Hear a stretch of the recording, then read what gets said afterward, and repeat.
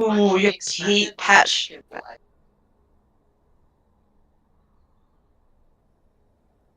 Yep.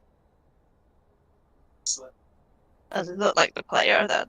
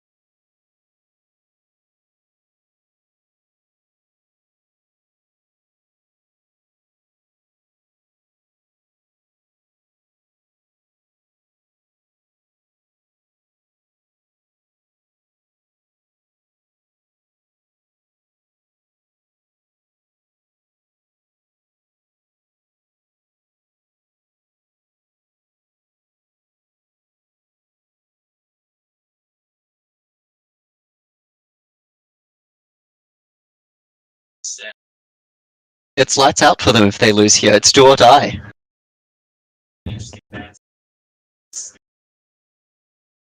Skarner, incredibly strong pick right now. I mean, he can go top, he goes jungle, kind of does it all. He's strong in lane, gets out of lane, does very well. Just, yeah, does really a bit of it does everything champion right now.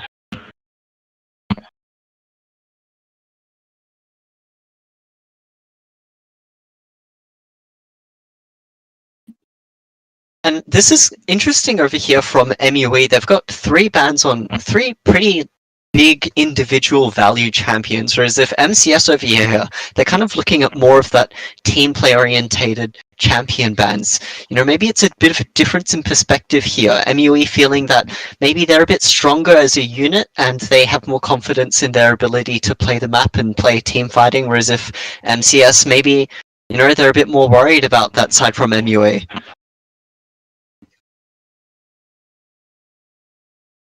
Last week, his Ari did collect quite a few kills in those skirmishes. It was a bit of a problem at times.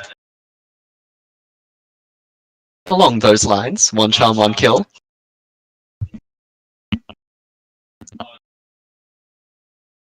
He's a bit of a team player, really.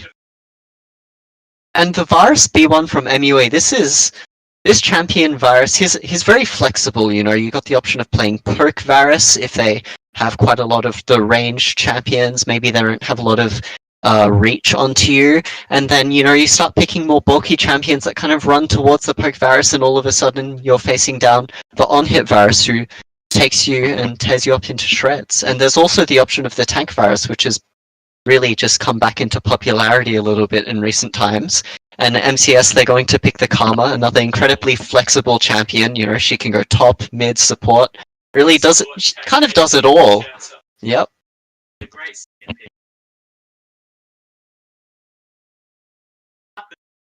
An incredibly powerful pick here, Karthus. We've already seen it in the mid lane this tournament, but I wonder if we'll be seeing this Karthus in the jungle. He's able to farm so quickly, and he's able to just get so many extra items, it feels. If he's even if he feels like he's 0-0-0, sometimes it feels like the champion's got an extra 3 kills just from how fast he farms. And the impact of his ultimate in teamfights, it can't be understated.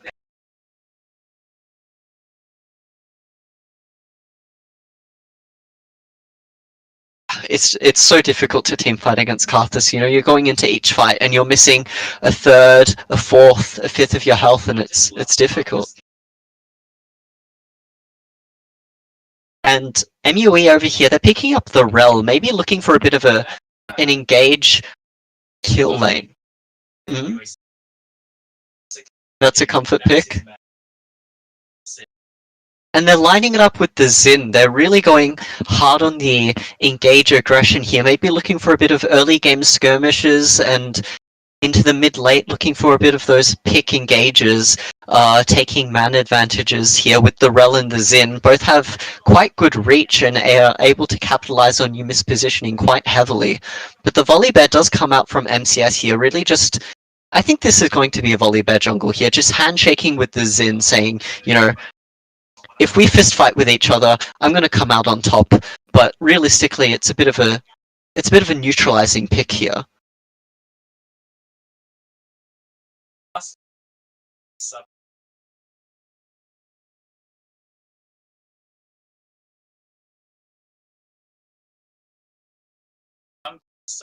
Jungle has subbed out. It's interesting. Yep. Well, last week was definitely a battle between the two junglers at times, it felt like. And we've seen the Akali ban come out again. Celestial's Akali usually not allowed to come through. It seems it seems that they don't want this Karthus to play against any of these melee matchups, which is a little curious, really, because we've seen the Karthus take exhaust in mid lane, and we've seen them completely dominate against Akalis and other melee champions. So maybe he's just not feeling so confident in these matchups. Maybe he just hasn't practiced them or played them before.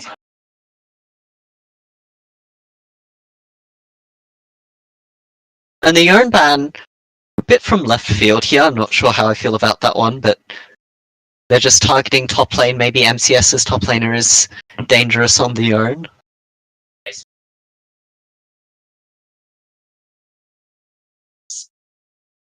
It does often feel like Jace bans are targeted towards players, not necessarily the champion.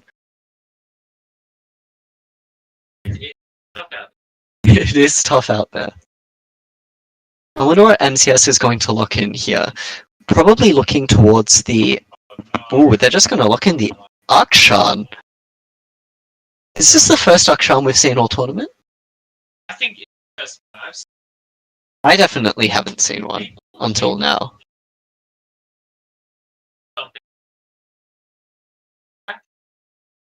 Well, Akshan's an incredibly strong laner, especially in top. He's able to win against most champions and just secure leads, and he's able to use this to really move around the map well and turn turn of skirmishes and fights very quickly here.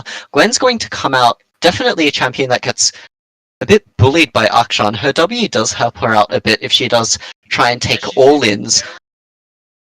She has been high priority.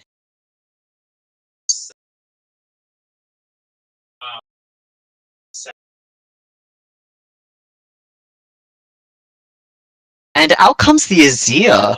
That's a strong pick for the general team coordination of MUE here, Celestial, team player. Now, I'm wondering, just because of the position of the Azir in this draft, they have a lot of damage already here, Varus, Xin, Gwen. I'm wondering if this is going to be a tank Azir, actually. I'm wondering if they're going to play the tank Azir. We've seen it so many times already in pro play this season. Tank Azir is a bit of a menace in the early mid game. It's so hard to kill. It does decent amounts of damage, and it really just sets up your team to take a lot of fights which otherwise feel like you shouldn't be able to win.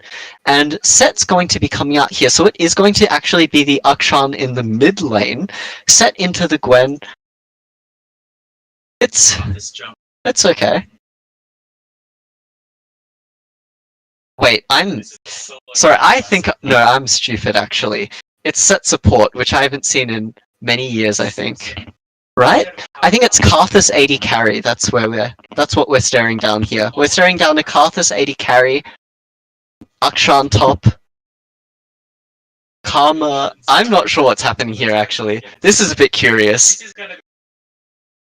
This is incredibly unpredictable.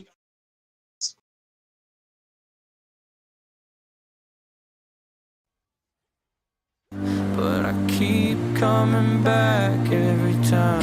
I wanted more than my life. I don't know why, but it feels so right.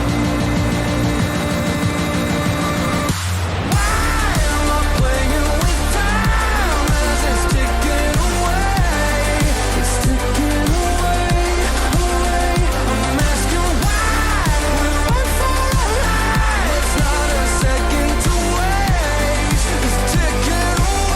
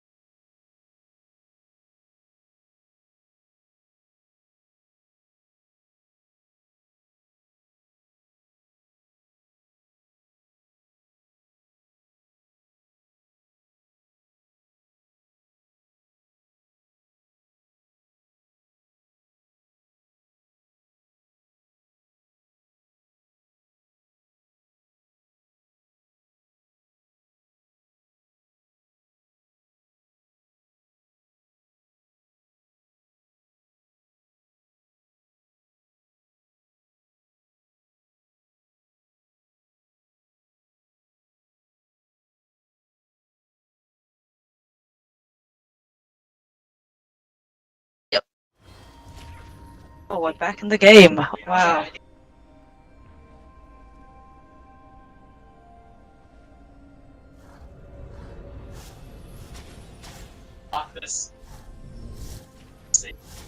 Parsus Karma and also Akshan as well. I haven't seen that guy in a very, very long time. Yeah, definitely. I'm curious to see how he will perform this game. 30 seconds until minions spawn.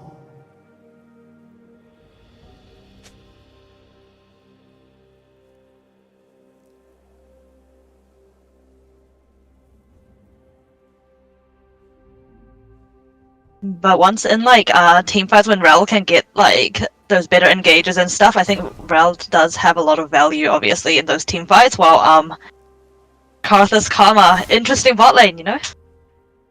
Minions have spawned. Is Celestial.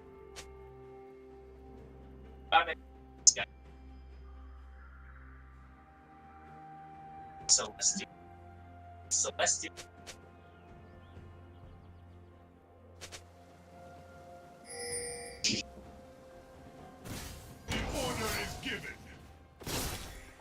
Yep, I'm looking to find some like really nice engages from the Azir, you know? Oh, that tag Azir. Oh, that's exciting. Yeah. Definitely gonna see those beautiful Emperor's Divides, you know, Chovy style, you know. Oh.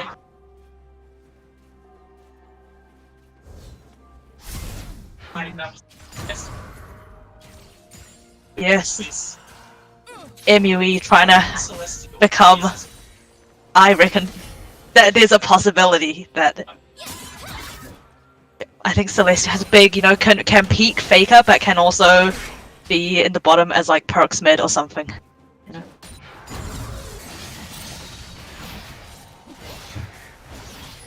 How do you think about the Set Gwen matchup? I haven't seen Set in a really long time as well, actually. Like,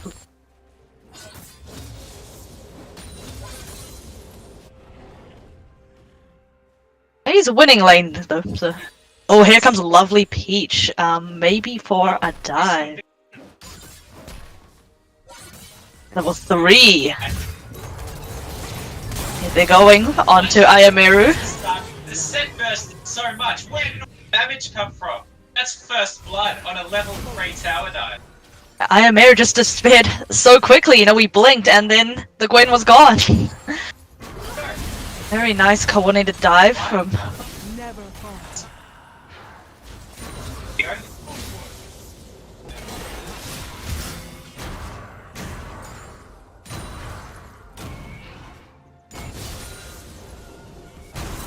Especially when the top lane just lost a little bit, they had to try and find some value on maybe on the other side of the map, you know.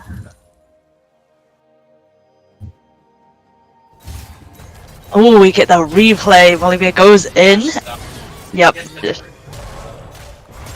Beautiful combo right there, and now Bolivia's here. So much damage onto Lotso and 5 mysterious squares. Yeah.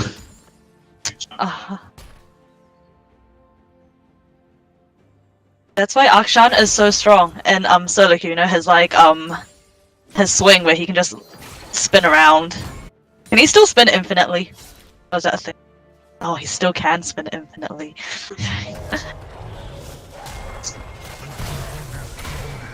I think that has occurred in MSI many times, but I think this tournament is definitely a tier above MSI, so I don't think we'll be losing over Skittle Crab, hopefully.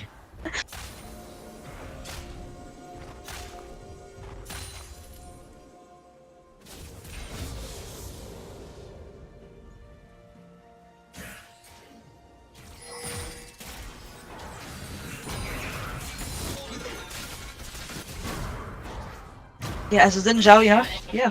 Your strength is in those early game. We can like go in with like that long ranged W. I'm pretty sure it was. I forgot which one it was. And then the E. Yeah, and knock people up. But I think the Lovely Peach in the early game, we've definitely seen Lovely Peach make one proactive play in the top lane so far. the substitute jungler. Unfortunately, not as much action.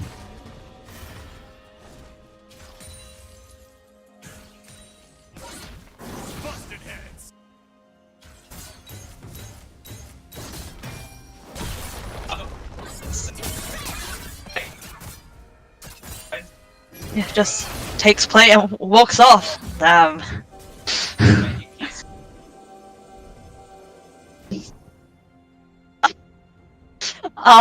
I think Sid doesn't.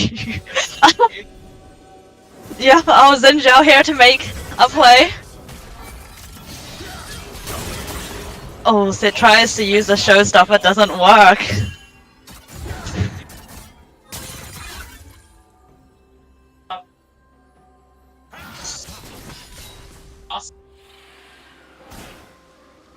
Yep, you had to try and push that wave in, you know, had to and greeted for like a tower play, and then Lotso on the Xin Zhao made that early play.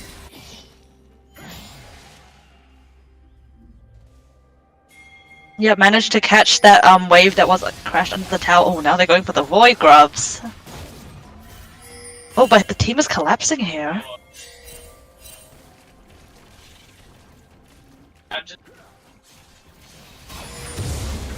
I think we've seen that before, actually, from another Melbourne team.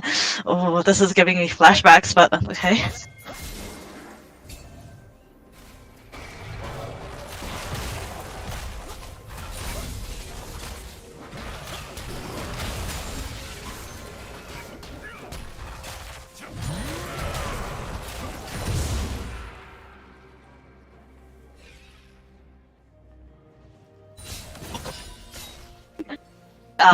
Technical difficulties right now.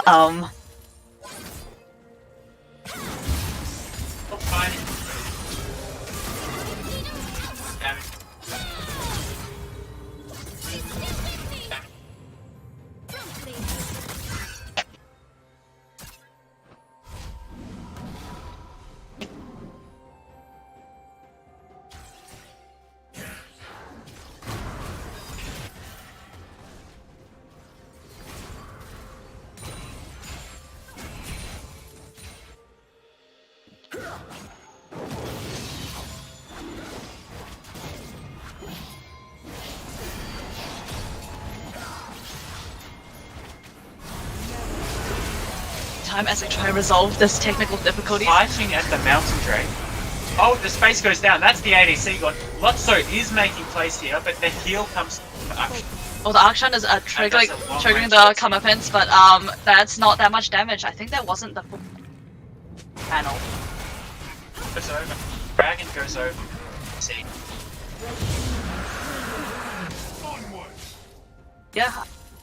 Despite their interesting draft right now, in the early game, they've definitely been pushing the power. Oh, set with the showstopper under the tower, tries to kill Ayameru, and that last Power dive and the shield enough to he's so far ahead. And this action was a solo kill as well. that's so scary. Yep. We're waiting for that tank Azir maybe in team fighting to get that Emperor's Divide, which we want to see from the burning.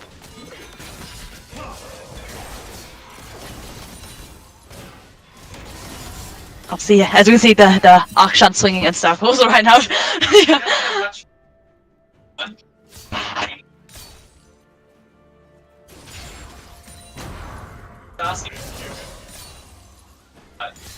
Sorry. Maybe he can just swing away that mobility, which is cover area.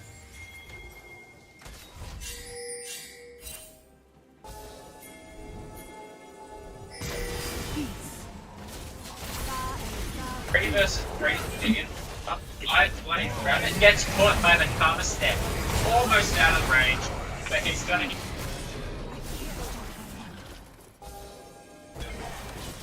Another kill for MCS, you know. Oh, now Akshan just triggered that ultimate to just do some damage on. Oh, going to zoom in with the boomerang, but the swing. I'm looking at that Karthus as well. He has that Dark Seal and he has his.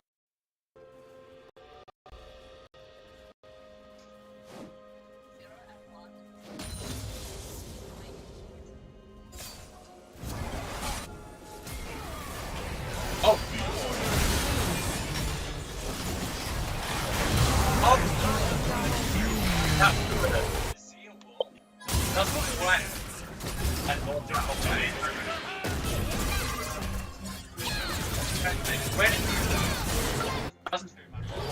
Shit, shit, wow, just, doing so much, you know, just another solo kill for Chi-Chi in the top lane.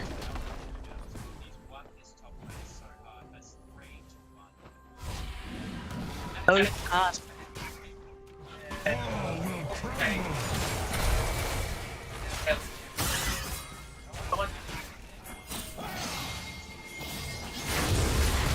Yeah.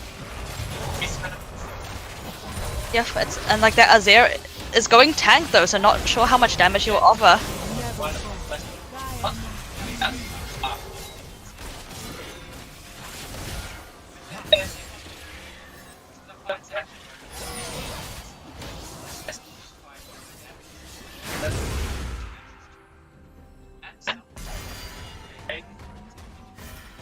Small win.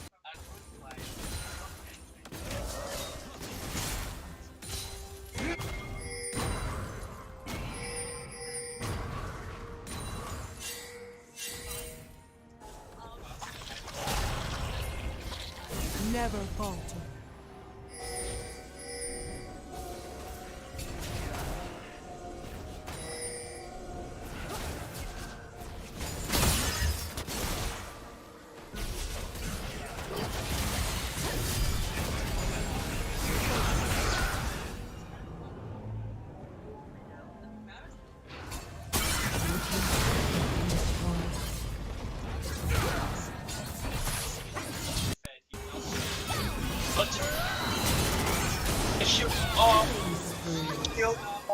And now he's running out.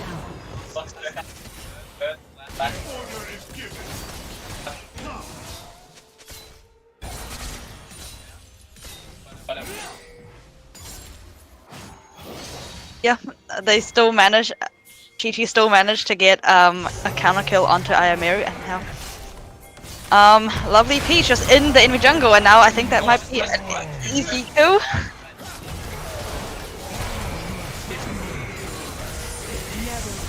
Yeah, Emily, no chance, you know. Oh, now Karthus with that ultimate.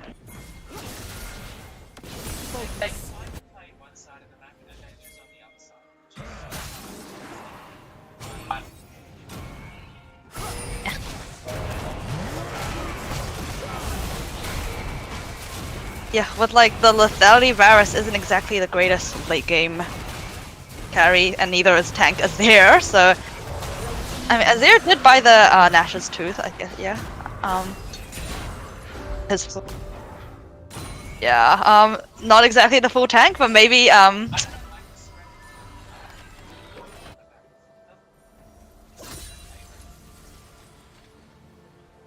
mean, if we look at if he can land them on the squishies, then. Oh, okay, no stride breaker.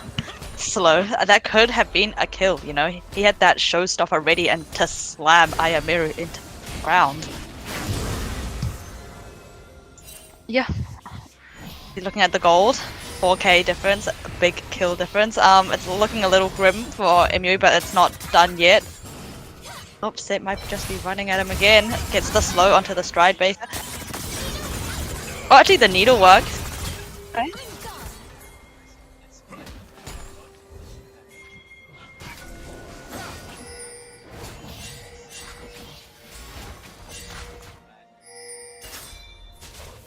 That's like a frozen fist volley bait, you know? You don't really want to be engaging into that tank.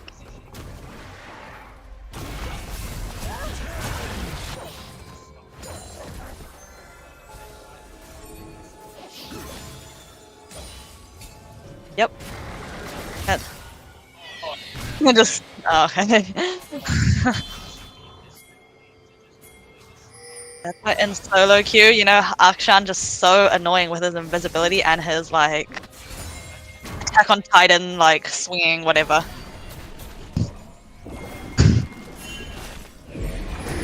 They're gonna.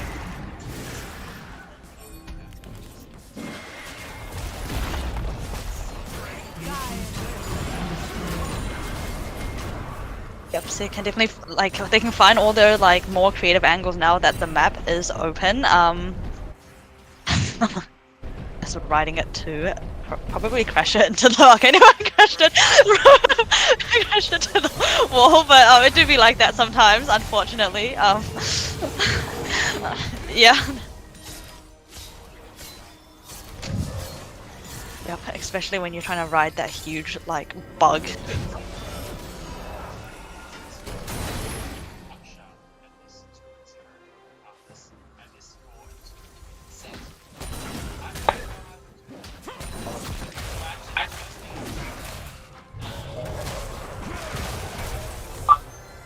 You seem like a hater of lethality, Varus.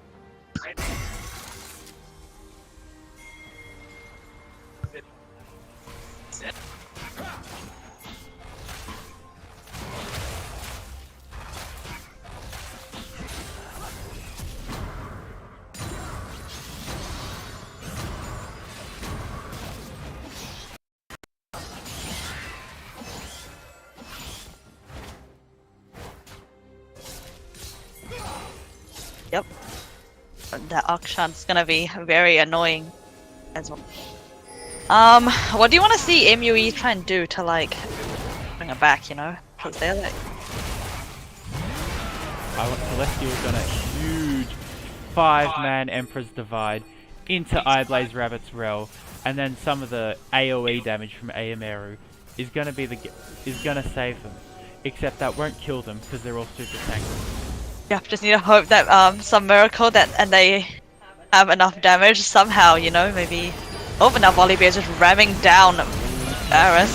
Bot lane can't help him. But Eyeblaze Rabbit, he's very tanky. He uses the CC to get out. Lovely Peach is so low. He's out of the fight. They didn't get any kills. They didn't do any damage here. They missed everything.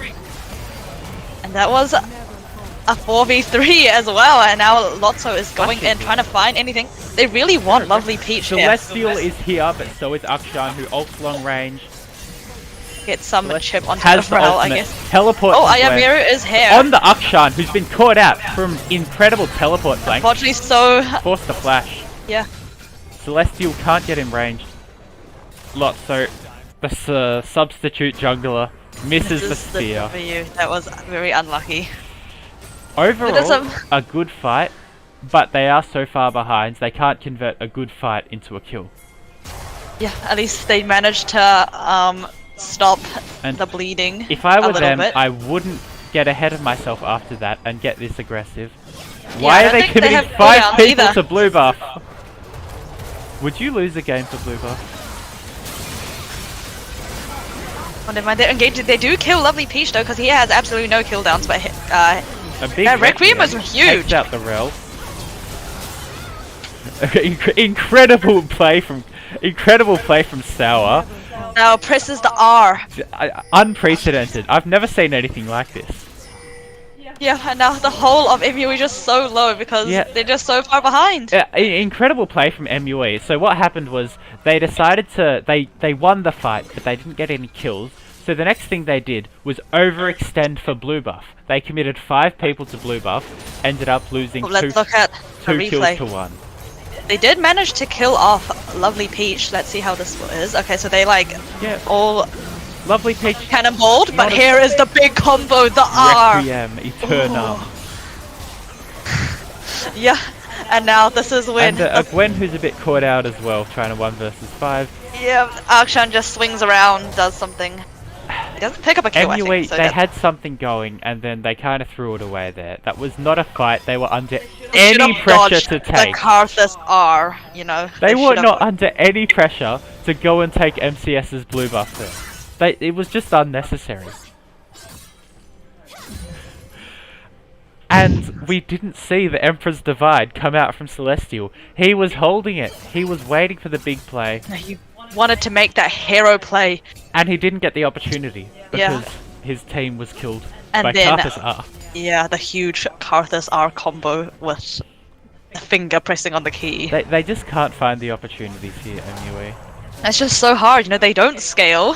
They are so far behind. They have no objectives, no towers. They have like a few void grubs from the early game, but what is that gonna do right now? Nothing. So yeah. It's just such a tough position to be put in if you go down 0-1 in the losers bracket. The losers bracket too. Oh, it says winners round, but don't get deceived. This is Yeah, it's lying. We do lie to you sometimes here. yeah. This is the Yeah. this is losers quarterfinals.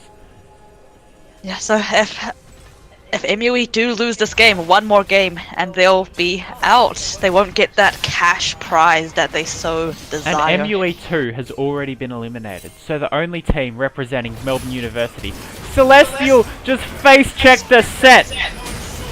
Oh no! Shuffles himself into them too. Oh my goodness! And now they're Oh. going straight for the Baron. Celestial, no, you No. can't walk through that jungle. It doesn't belong to you anymore. No, you were the one. We wanted you to like just save it, but then You were the Celestial. chosen one, Celestial. just because the Emperor's Divine traps himself into 3. Okay, I believe in Lotso. He can do it. Oh, goes in really Good, early. good ulti, but he doesn't get the, Karthus doesn't, gets he the smites Angelic. early. He smites early, and Karthus kills it with the E damage, the damage over time. Yeah. They traded. MUE did trade. And it's Alive these for a blunders tower. again and again, fighting where they don't need to fight, getting caught out in places they have no right being. That's making this game so tough. Oh for no, MUE. Ayamero just okay. Never mind. Doesn't take any damage. I reckon they've played a steel cap. Is he getting kited by Akshan? The No. Gwen? No, never You mind. have This might to- be. No! Oh, the ignite. The ignite It's might ticking. just. He's on 1 HP. Oh my goodness. Ayamaru missed a lot of things there, and tried to just auto attack him down. This 1 and 6 Gwen almost solo killed the Akshan, who's 6 and 1, and the only reason he couldn't was because he missed literally everything. That's why teams are picking Gwen, can I just say?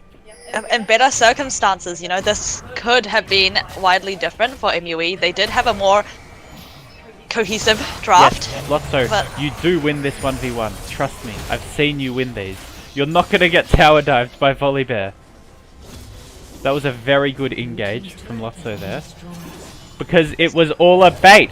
And here comes Eyeblaze Rabbit Just stare them down with to not do anything. menacingly. Oh. It's about sending a message. That's right, Yep. it is. And they're gonna give over tower in the top lane. Set's running down their tower bot lane. Baron minions are gonna be so difficult to destroy. There's just nothing they can do. They're 10k gold behind. This whole game, you know, we haven't seen any signs of life from MUE. Unfortunately, they were unable to And get any momentum in this game whatsoever. don't worry, they have Again, Flash! He missed! Magma Storm doesn't But hit! Celestial's here. When is Celestial gonna make the play? He doesn't have ult! Doesn't have ult, it's on cooldown from when he died before. They're gonna take down Chi-Chi though. There's a huge shutdown on the Xin Zhao. And then Varus is Zhao trying to was go on 1 half. health, but he gets out.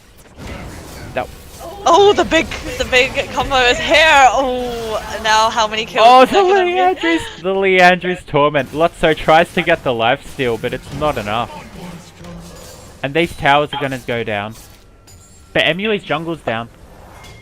And this dragon, that's soul, and that's a strong soul, is coming up in about 10 seconds. Yes, they can't contest at all, you know. It's a That lose-lose was situation. a strange fight. I thought MUE was going to get evaporated. Then they fought back, and then Lotso did his thing again. Yep, his thing. Now Dragon's gonna go over for free. That is Soul for free. Or Guma UC cosplay. No, Guma! okay. Oh my god. Okay. When you said that, I got flashbacks. I was all... I literally shook. Yeah, but unfortunately, we're not looking at T1. We're looking at MUE. Look, the Sparsi, I would pick Guma over Despasi if I was putting together a team, but he's not that far behind. Oh, All that's I'm some saying. big slander for from the Parsi, you know. He's not that far behind Guma. He's a very well-known Varus player. Yep. Talented guy, you know. All around top bloke. Yeah. Yeah, I think we're just waiting for like the slow death One of of the MUE characters right I was now. quite excited to see was this Karma, who either hasn't done anything or has just been shielding people, and we haven't been bothering to look at her. I mean, that's her job, you know, just being. You know, 007, Yeah. a great support player. Yep. Yeah, I definitely know who that is, but okay. Yeah. Yeah, absolutely. Oh wait, you were talking about the KDA, my bad. Yeah, sorry. I thought you were talking like James Bond or some other crap, sorry. I was like out of it. Anyway, yeah, hard game for, hopefully they can bring it back, you know, get in the correct mentality for game 11k 2. gold now. Jungle's not your own. And a face check from Ayameru. This volley bear the stun. Pulled in by the set. I reckon she's going down. But she bakes in a lot of damage. The area of effect, Emperor's Divide and Rel and everything comes down. They get one back. Double They're kill so low, for though. Lotso. But he's overextended. He's gonna die to this Karthus. Yeah, oh, that Akshana just The revive revived! comes through. Oh, and the Requiem. Oh no, the long range Wow, ult. just kill off the Rel. Yeah, that Akshan just so annoying with that revive. The whole team is revived now. That That was the such a strange doesn't matter. fight. It was 2 for 2, and then the cleanup ults came through. Yeah, 2 for 2, but And then it turned into not 2 anymore. Is 'cause this game of- 1? I think this is game 1. This is so difficult for MUA now. Yeah, the back's against the wall. It's nothing they can do this game, you know. Very, very clean game 1 from MCS. Oh, the set, the Akshan and the Karthus were terrifying this game. Yeah, these very interesting niche picks just coming it through. Yep, and we'll see you in game 2. We'll be back shortly.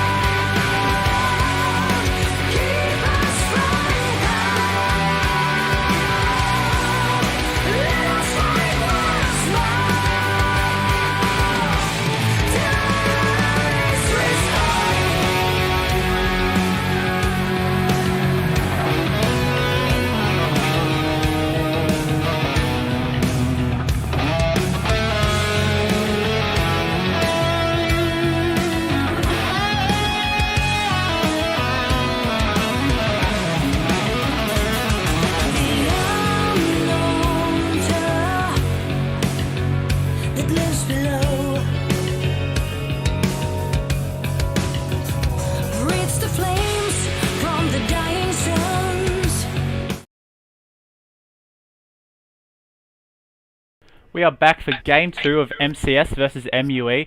MUE lost game 1, opted to go red side, and if you look at these picks that have come through first, the Karthus, which was so terrifying for MCS last game, and then Zeri Zin. Yeah, the Karthus on B1 again, it looks like they're just running it back with the Karthus. He's probably just saying, you know, my impact on that game was crazy. I didn't even really need to do anything. I pressed the R key and they all kind of died. But looking at the Zeri over here, MUE's AD carry, previously he was on that Poke Varus, which isn't so much of a carry champion as is more, you know, going along for the ride and really just looking to assist your team with some extra poke damage. But here on Zeri, he's going all in on the hyper carry. Same comp, Volibear, they hovered. Oh, well, I think the top laner is saying here, you know, put me on those bully champions, put me on those early aggression champions, and then the jungler's running it in with the Volibear. Now, Jace got banned out last game. It did get banned out last game. Yeah, now he's got it. And also, I want to make note, the Volibear here, last game, we saw this Volibear, he really took over in the early game. Yeah, it was a great angle at level 3. It's such a well-timed dive onto the Gwen, and really was just... nowhere to be seen. They're running back the exact same jungle matchup. They are Celestial on the iconic Ahri comfort pick. We saw this man pick Ahri last week in game 1 against Swinburne. He went 1 charm, 1 kill. I'm so excited to see this back. This could turn it around. This could turn it around, you know. Pick. It hasn't been banned out It is the comfort pick. Azir, we hadn't seen his Azir all tournament, and we weren't sure what to expect. He didn't seem very comfortable. It didn't seem that he was awfully comfortable on the Azir. Didn't find that many angles, didn't find opportunities. Kind of just coasted through the laning phase. Now, it's interesting to ban Lulu against a support who doesn't play enchanters. What do you think about that? Well, I think they're just saying here that if the Zeri isn't paired with a Lulu, if the Zeri isn't paired with, you know, those strong enchanters that really just amplify the power of Zeri, they're saying that this guy, he's not going to be able to 1v9 us. What's he going to do? We're just going to one-shot him. That's right, yeah, I see. They're banning it against the AD more than the support player. I mean, they do have a lot of single-target lockdown. They've got the Volibear, Q-stun, you know.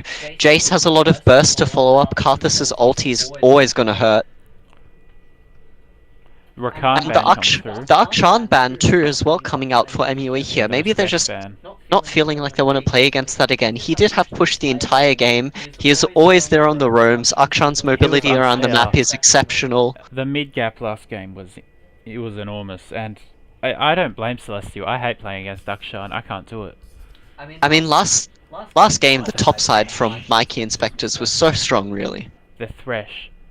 This guy is going to be comfortable on the Thresh. He plays the engaged supports. He loves the big tanky supports. And he wants to be the one to take over this game. He wants to make plays where Rel just walks around doing whatever the hell. Thresh lands hero hooks which save the game. We've seen it before.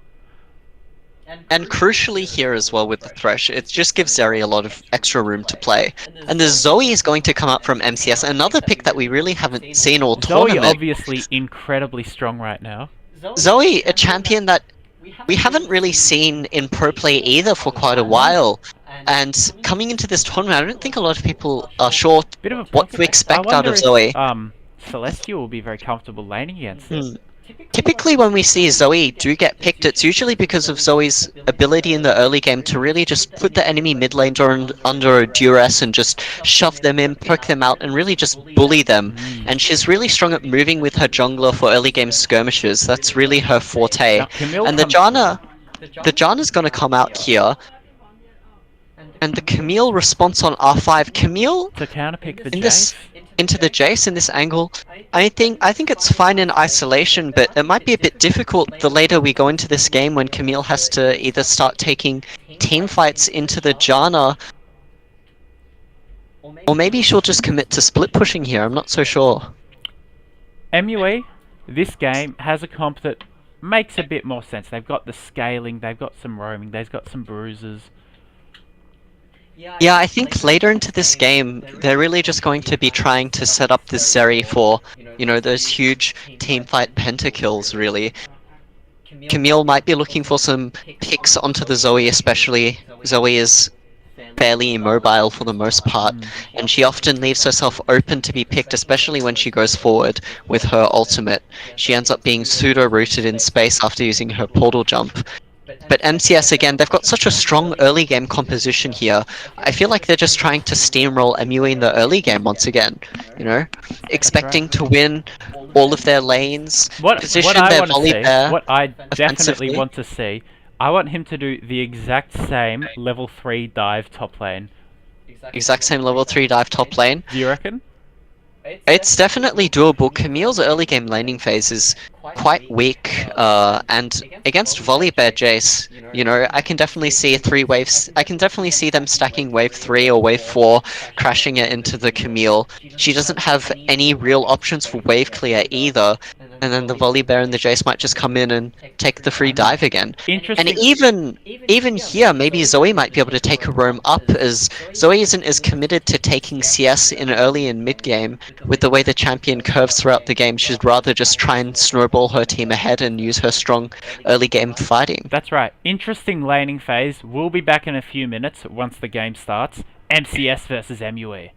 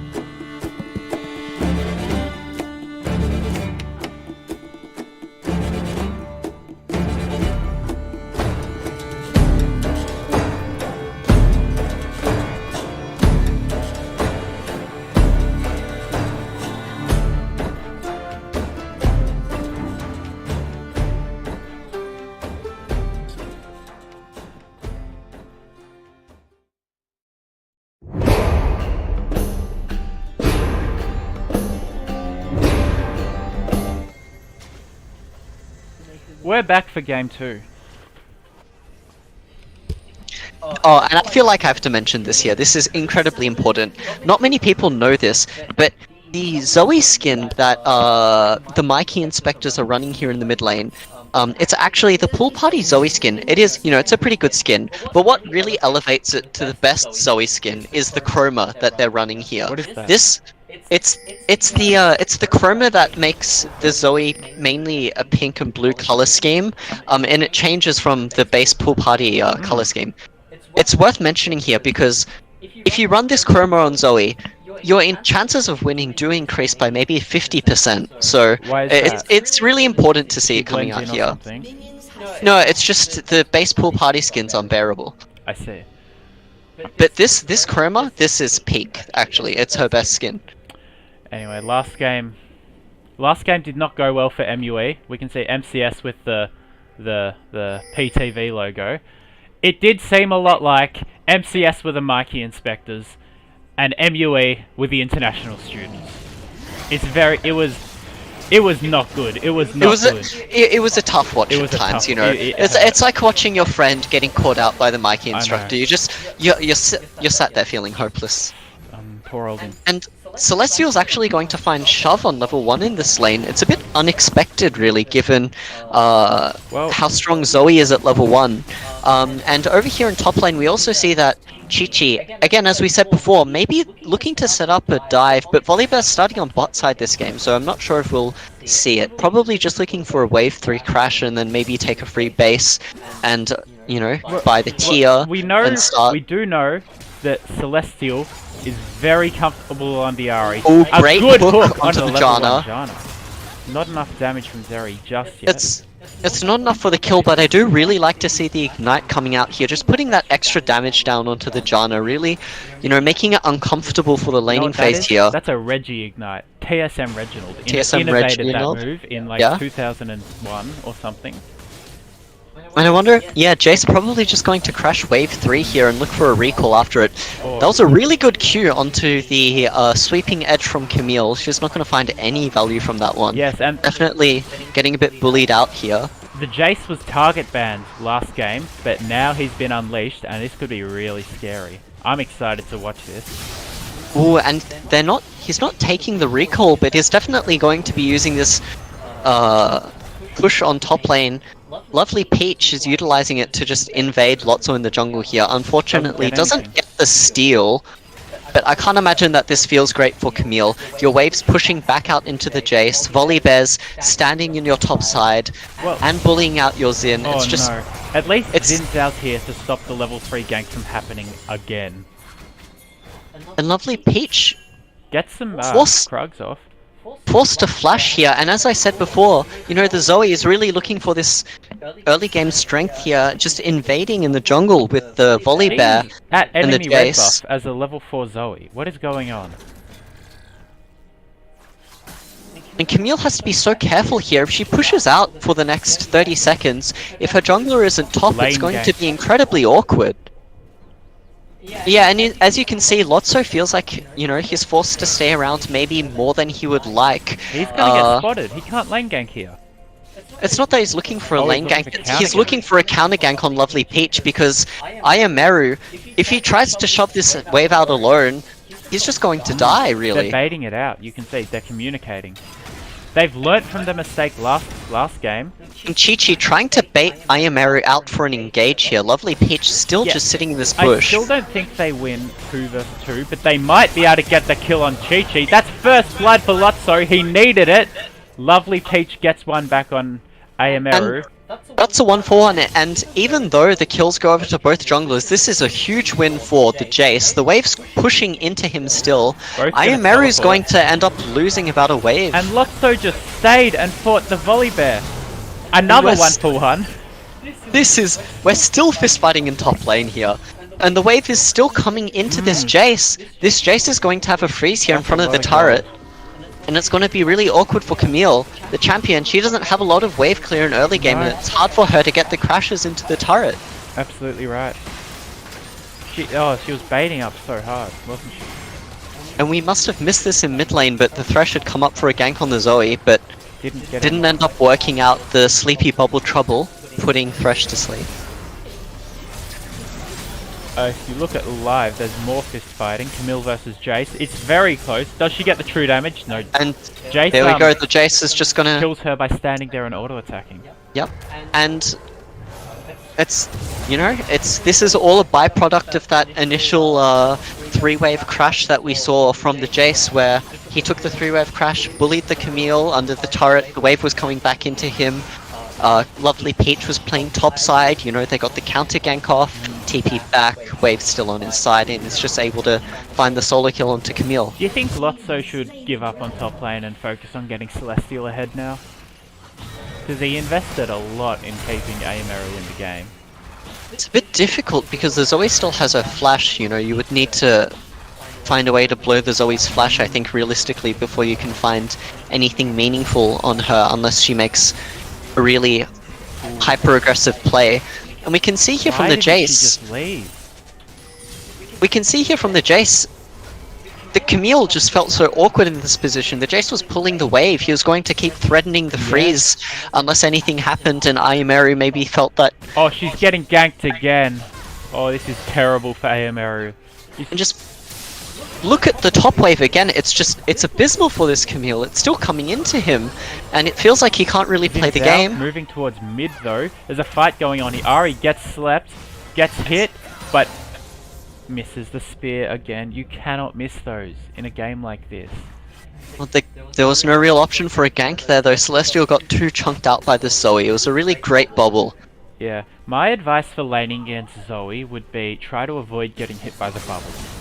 That is generally a pretty good idea. Yeah.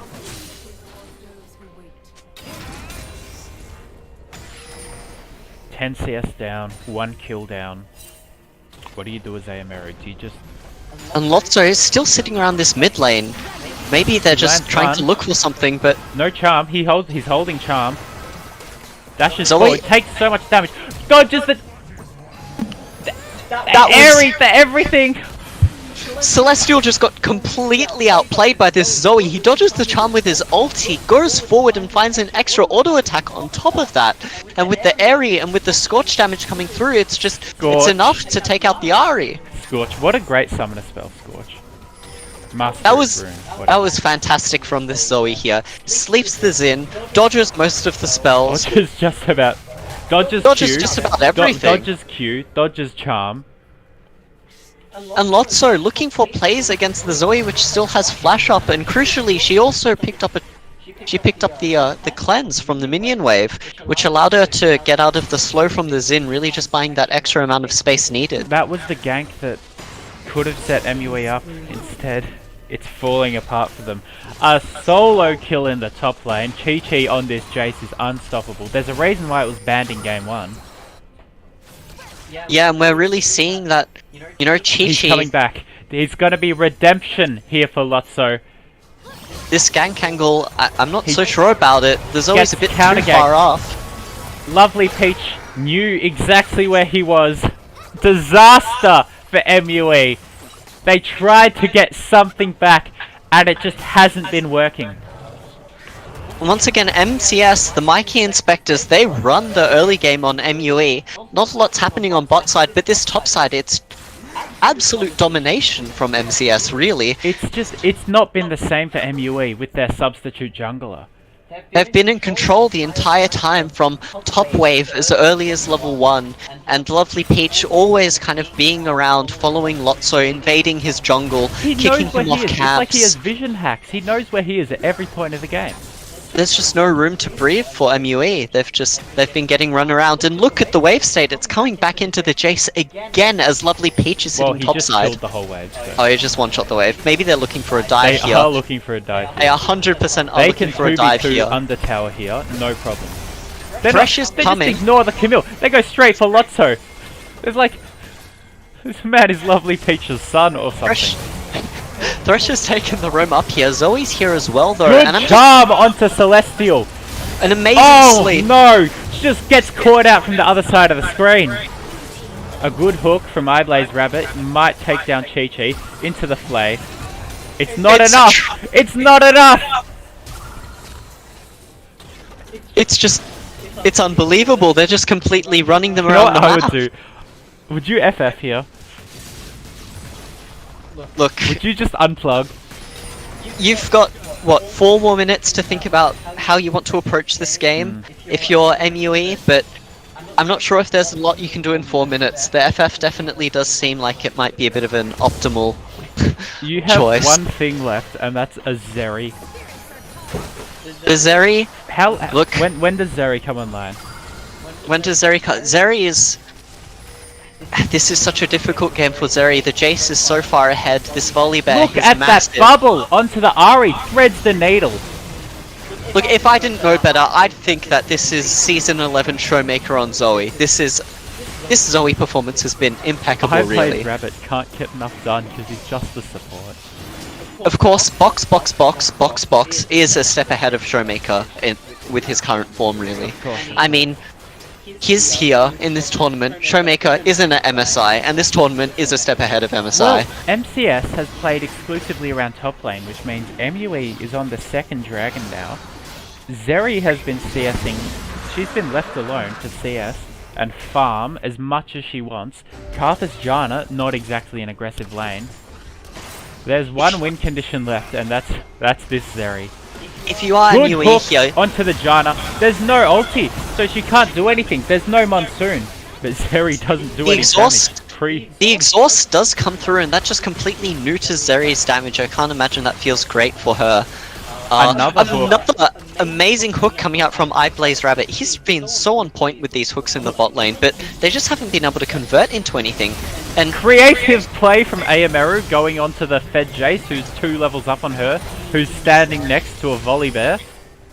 Ayameru perhaps just not really paying so much attention to his mini-map, and Oh. the Karth Assault is going to look for the pick, but Gets Wind outplayed. becomes... Okay. That was just unfortunate for him, Look. really just caught in between a rock and a hard place, didn't have too much of an option. Though I do like investing the Xin ultimate there. It does deny the kill from Karthus, which I That think is at important. this point in the game, 300 gold extra for the Volibear, that's nice, but that's, you know, that's extra, that's It's chump not as strong as change. Karthus. But for this Karthus 300 gold, you know, that might change That would be his... the difference. That would be a bit of a difference. But still, It's we only do have- 13 minutes into the game. This is insane. There's more kills than there are minutes this game. Look, for MUE, the pace here, okay, this guy, he's approaching 10 CS per minute on Zeri. You know, he's almost at iBlaze his Rabbit first does not item. miss, but the Howling Gale is too much. not Janna's sure. low, but she's out, and the teleport comes down. Chi he sees these kills, and you can't Misses stop the him. shock blast, but it doesn't matter. His auto attacks are going to come through, and he's going to find the kill. I'm not sure how I feel about that engage, Celestial. honestly. Oh, anyway, he gets the kill on the Janna, but it doesn't mean anything. I just... And it's a kill over to Karthus. That's nowhere near. Has Celestial given up? You hate to see it. It really just feels like it was a bit of a desperation play. He feels like he needs to make anything happen to get them back into the game, and unfortunately, there's not a lot of avenues here. The best avenue definitely here still is the Zeri. He's on almost 10 CS per minute over here. He's slowly picking up his items. Cull's almost complete, but really for this Zeri, he's so far behind. It feels almost like there's no chance he'll be able to get And into the game. Lotso takes so much damage. Lovely Peach could have finished the dive. iBlaze Rabbit, he's played well all game, but he can't run away from the Mikey Inspectors this time. Teleport into 4 people into a Howling Gale. Good ulti, good Hex Tech ultimatum to get out. That's a kill for Zeri. That's a huge shutdown. That's a lot of gold onto a very important ADC. This might be the pick that DePace needs to get back into this game. All of that gold onto the Zeri, it certainly can't be scoffed at. A champion like Zeri, certainly, she's completely, able to take over games like these. This And even though Thresh is 0-3, the value from Thresh doesn't come in the gold that he has, but rather in a lot of the spells that are inside of his kit. So it probably doesn't feel too bad for the Thresh that he is honestly, 0-3 in this situation. He's got the locket, that's enough, and realistically. he lands good hooks. But the He lands the hooks. one thing I want to say about that last fight is you love to see the Hex Tech ultimatum used to escape a fight instead of engage it. Really just thinking outside of the box. You know, Exactly. we're not stuck in these traditional lines of That's thinking right. here. We don't always have to go in with our Hextech ultimatum. Sometimes we can use it to escape as well. That's right. And sometimes when you're 1 versus 4, Ayameru's gonna get Oh. his E cancelled here by Jace's E. That's just... It's The just... hook It's shot. clinical. It's clinical from Chi-Chi. Chi-Chi on this Jace is smurfing on Ayameru here. This game has just been... This has been a top lane masterclass, realistically. He's They just been They should have had. showing it should such have a been strong banned. performance. Oh, the Spachi gets out, Oh, gets hit by the accelerated shock blast. and Karthus Requiem's going to finish him off, really. There's just not a lot he could have done there. He's in the wrong place at the wrong time. And lovely Peach on this volley bear, he's Making able to find the plays. Q, find the point and click stun, and it's lights out for Pace, who didn't have his flash, didn't want to pop his ghost either. You know, I would be very surprised if they let Chi-Chi pick Jace again anytime this tournament. Anytime this tournament, it Oh, feels like Celestial misses the Orb of Deception, misses the Charm. But the Ayameru is going to end up picking up the 650 shutdown. right. That's pretty big onto Camille. If I would rather that go into Celestial instead of resetting Ayameru's gold bounty, I just have to say. It does feel like that PTA Camille has almost lost the window inside of this game to make anything happen, but Teleport. perhaps 650 gold might Zoe just put her back teleport. into a strong situation. Gale. NUE, they've Now- got a man advantage here. They're But looking Jace to has contest the teleport. dragon. Jace has teleport, and he's up now, and he's coming in. Misses the hook, Eyeblaze Rabbit. MUE look like they missed the chance to pull the There trigger is here. no fight here. You should have not gone into Lotso. There is no fight here. There is no angle. The Spache is going to be taken down as well. 3-0 at a dragon fight. Oh, and the Mikey Inspectors. Celestial cannot get away from the Mikey Inspectors. The Janna slow is too much. Celestial, your mic is expired. Your Get out mic of there. is expired. You don't have your student concession. What are you doing? It's just MUE. That was for a moment there. I thought that maybe MUE were going to pull the trigger and try and look for a 4v5 fight. Maybe they weren't going to find. You know, maybe they're not They going to had- find another opportunity They like had that for the rest such of the a game. small window, and they just blew it. It was an incredibly tiny window, but they didn't end up finding the engage. It was really great from MCS here. They recognized the man advantage was not in their favor, and they also just recognized that their Jace is teleport, and he's coming up soon. You might as well just try and slow down MUE here, you know, not really let them get too many opportunities, and then the Jace teleports in, and then, you know, they say it's go time, and they just run at them. What do you make of Static Shiv first buy on Zeri? In the Zeri here, I think the static shift, it's standard. It's Standard? what most people have been going. It definitely isn't strong in the fights, but it allows Zeri to eat up a little bit more CS than maybe she would otherwise be. If there's anything that this And she's Zeri needs to get into this game, she needs gold, and the static Well, shift does let her farm a bit she's faster. completed and sold her cull now. I would go for a second cull, wouldn't you? Unfortunately, I don't think it works like that. What? No, you can. I've done that before. If it does, then I've- maybe there would be a It is second cull possible. option. You can get a second cull. I swear. Well, looks like Ayameru is gonna catch box out in the jungle here. It's, you know, Zoe's so immobile and so But vulnerable, the it's hard for Janna her to heals play. too much. It is difficult to play Zoe in this game, which is impressive that Zoe has only found her first death now, 19 minutes into She's the made game. some incredible plays. The Zoe has been playing incredibly The, well, bu- but the bubble and the Ari in the top lane earlier on. I think if Zoe's going to be in the side waves, you know, you need a bit more proximity from your team, a bit more support here, because Hextech ultimatum onto Ayameru, Zoe, you can't be this far up! and Chi-Chi cancels the E again. He's so good at this. Just mechanically, You his have- Jace has been superb. You have no right. That's like walking into the enemy base at this point in the game. No Ayameru- vision in the jungle either. Ayameru gives and he takes, you know. Found the pick onto the Zoe. That was a great pick there in the jungle, but then And ends up lovely pushing a Peach bit too is far incredible. forward in the bot lane. Lotso can't do anything. Oh yes. the Lantern. Good hook, but doesn't do anything. The Sparchi running away. Doesn't have the damage yet. Needs like 5 more items before she does damage. Zeri's trying to kite here, but she just doesn't Good have enough kiting. damage right Shut now. down for Celestial onto Lovely Peach. That volley bear's useful and gone, but they can't 2v4. Misses. Amazing sidestep from Chi-Chi. And he finds the QE flash onto the Ahri. Just fantastically played Celestial from this has not been Jace. making the Ahri plays that he made last week. I haven't seen many charms land today. Have you seen many charms land?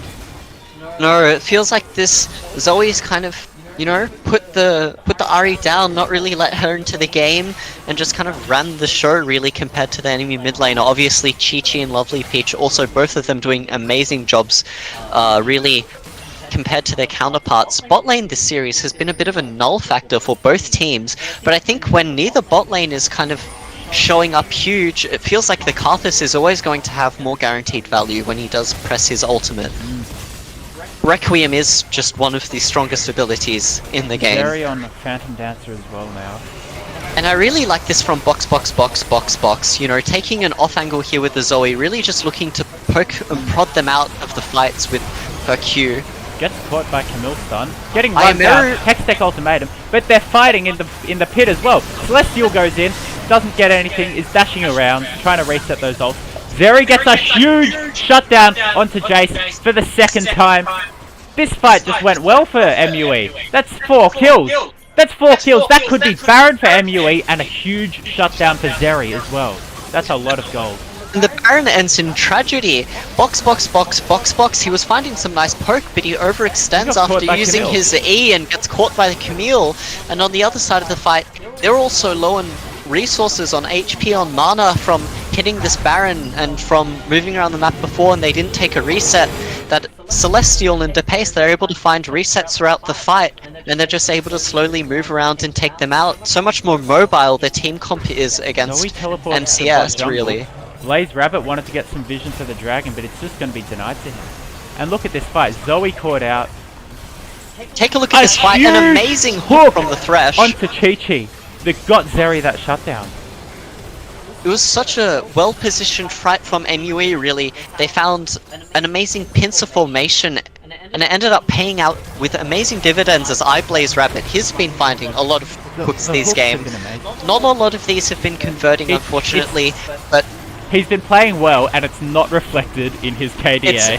It's not reflected in the game state, really, or his either. KDA of 0, 6, and 4. And even though the Baron does go over to MUE, unfortunately the Chemtech Drake does go the way of the Mikey Inspectors here. But hopefully this Baron And can convert AMRO into goes something. the way of Chi. Competitive in this. Hang on! What just happened? AMRO just solo killed Chi-Chi.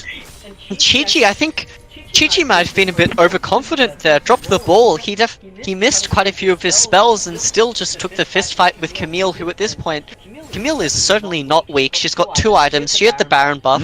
She hit everything and she dodged everything from this Jace. AMRO just cut me off halfway through flaming him and solo killed this Jace. You know, Chi-Chi, he certainly set up the early game amazingly. He played super well, but it feels like the past maybe 3 or 4 deaths have been a bit unnecessary from his side. Even over massive shutdown. A bit of an overextension coming out here from box. He's going to end up using Can his Celestial flash. land a spell? And Lovely Peach, he's just going to get hooked! The hooks are huge. Celestial gets the kill after missing both skill shots. I'm gonna be completely honest, I'm not sure what Lovely Peach was posturing over there for. Looked like he just wanted to run around for fun in front of the enemy They team. think they still own the map. He had no respect for iBlaze Rabbit. iBlaze Rabbit finds an amazing hook there. Are we gonna get a proper match here? Do you think we're gonna get a proper match here? This is such an unlikely Karthus comeback, goes but down, but he's it's well been... positioned. Oh, the Karthus ult is going to be Requiem, massive. Eternum! Double kill on Requiem. They're running away. Celestial and Despache. In tragedy for MUE, Karthus, he finds the R key on his keyboard. Finally. It's exceptional. Incredible precision. Yeah, he could have pressed T. He could have pressed But 4. many other players there, they might have accidentally missed the R key. They might have missed the window on the Karthus death passive. Exactly. You know, they might have Yeah. tried to fit in the extra Q. Sometimes you go for the extra Q, and it's very embarrassing. Yeah, box over here. He understood that he didn't need to go for the extra Watching Q. the replay, watch this solo kill. But there's fighting in live. Teleports coming through everywhere. Charm goes wide. And box. He lost his flash earlier in his red side river and his red side jungle, and he's just going to get punished over here by the Ahri. Zoe is so immobile and so vulnerable in these later stages of the game, The really. gold lead is closing fast. Well, before we were staring down an 8k gap, and now look, we're staring down 2k gap. And honestly, with the way MUE's champions line up against the Mikey Inspectors here, I definitely kind of favor them at more even gold standings.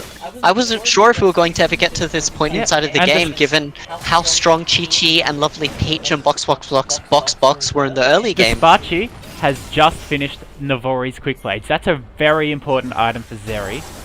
I mean, I love this pick from this Zoe, and we're going to get a replay here of this fight, actually. You know, maybe a bit of an overextension under the turret, not respecting that Karthus' passive allows him to still cast his ultimate. Even after he's died. I don't think Put out here, he gets his 1 versus 4. cancelled. I don't think we're making a huge play here. It's not going to be the same as last time. It's just too much CC coming in here, and Lovely Peach does pick up the kill on Ayameru. MUA doesn't get anything back on the map for that 4-man commitment. Well, that pick doesn't convert into a lot realistically. Ayameru probably not feeling too bad about that, really. Chi-Chi did invest his TP into that as well. Yeah. A huge teleport plays. MCS has been using the teleports on Zoe and Karthus and Jace so well to have so much map presence this game. And look, even though the gold lead for Chi-Chi compared to Ayameru here is still quite massive, it does feel like this Camille's value kind of exists outside of the gold that it carries. It's the the ability stun, for... it's the Hextech ultimatum. Well, the Hextech ultimatum against MCS is such a strong ability. It's able to completely invalidate Zoe, you know, getting any bit too close to this Camille. She just pretty much is a guaranteed... It's pretty much she's guaranteed she'll die, and if the Janna isn't able to hold Gets Monsoon... caught by Eyeblaze Rabbit, is very low, goes down, now they're running away. The charm finally hits! And Celestial, 1 charm, 1 kill! That's my man! And over here, Eyeblaze Rabbit, once again, he plays so well What's in going this on? mid-river. He finds a hook onto the Janna, and there's nothing that this Janna Game's is able been to turned do. upside down. The international students are chasing the Mikey Inspectors. The Mikey Inspectors are getting a bit of what they deserve, in all honesty, here. They're gonna go for this Baron once it comes up, Dragon over to MUE. An MUE with a great read here that they might be looking to trade out the Dragon for the Baron if able to, but there's no one on the map who's in position to take advantage of this, and it looks like MUE are going to be able to take a reset here, maybe rotate back over and threaten the Baron. Such a huge kill diff, but the gold lead is right there. It's just so small now. And I love this build coming out from Depass from over here. He's gone with the Phantom Dancer, really just capitalizing on all the extra mobility he can get against his champions, and the Navori as well, backing up the mobility from a Phantom Dancer. This area is going to be so difficult to catch in these fights, and realistically, And the QSS is so crucial, isn't it? the QSS is really important here. If she gets hit by a bubble, she's just able to QSS, shake it off, you know. There's very likely she's not going to find 2 bubbles in quick succession against this Zeri. And with Ayumeru, he seems to really understand his role here. If he finds a pick onto the Jace, finds a pick onto the Zoe when they're out of position and not, you know, near their team, not near the They're Janna. just straight on the Baron. MCS knows, but MUE is so well positioned here. A little bit of poke coming down. Nice paddle star coming down from box. And he does find the sleep onto the Camille, who just Goes in while slept. dives in. That was not a great play from Camille. Baron goes over to Lotso, so MUE does take that. But 2 of them are down. Could be 3 of them. The Mikey Inspectors. Fantastic The Mikey bubble. Inspectors are back in control here. That's Box. 4 for none. And a Baron. Baron goes over to, but it's only on 1 player now, Despachi. Box, find another fantastic bubble over the wall onto Celestial. I think, he just caught him with an expired Mikey once more. Caught him with an expired Mikey, and that, I hate to think say that'll be it, that's gonna be the game. You can't 1v5 yet as Zeri. And Chi-Chi flashing the T1, Oh, that is representing T1 Zeus on the... that is heartbreaking. here. That is heartbreaking for MUE. They are now out of the tournament. This was a losers bracket match. They were getting the momentum back in their favor, and they went for a Baron play. They coin flipped at Baron, and it came up and ended as up an expired working against Mikey. them. They were all corralled into the back of the Baron pit, and it felt like between the Jace and the Zoe, such strong AoE poke, and they didn't have any way to avoid it. I think all the fights that they took that they won, they were able to utilize their team comp's superior mobility and ability to just pick off some of the immobile targets, but then when they all corralled in the Baron pit, it's kind of working against what their team comp was looking to do. The Shock Blast, the Zoe, and the Karth, there's so much area. They to put up attack. such a great fight in the later stages of that game to try and really... We were saying 13 minutes in, FF, give up. Game's over. And they didn't do it. They fought back. And MUE, they almost find the win, And they but threw it at unfortunately for them, the Mikey Inspectors were a little too quick, maybe perhaps a bit too discerning of some of the expired Mikeys on MUE's side, unfortunately. Heartbreaking match. And going into the next series, MCS, they're looking strong. That's Their right. top side is looking on fire. Oh, that Jace had an incredible early game. They'll be playing later this afternoon. I don't think we'll be streaming them. We'll be streaming Winners Finals, Swinburne versus Better Me. That's going to be an incredible match. It's going to be around 3:30 PM. We'll see you soon.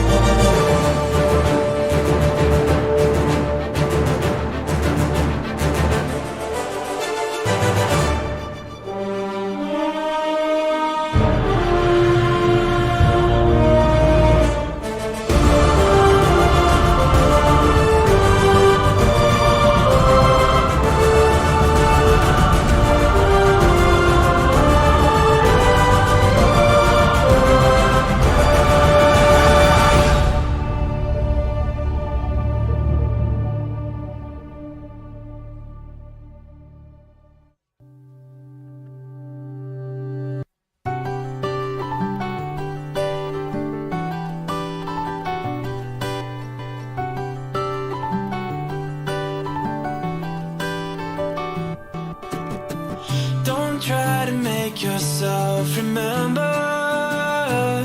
Darling, don't look for me, I'm just a story you've been told.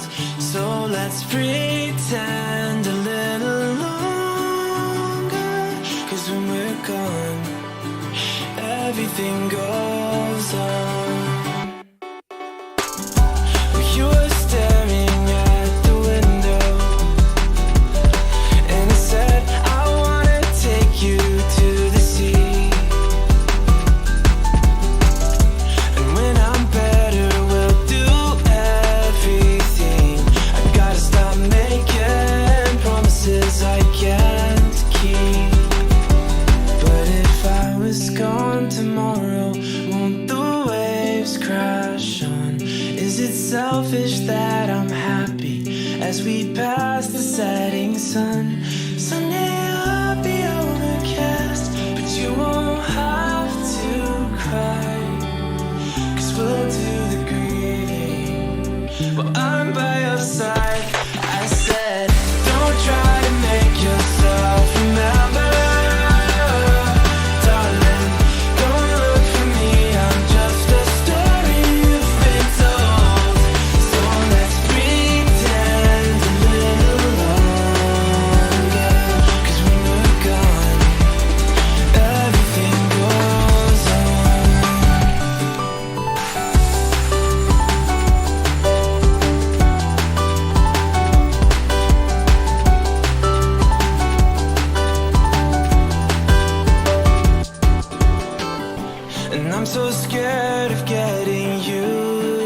to this.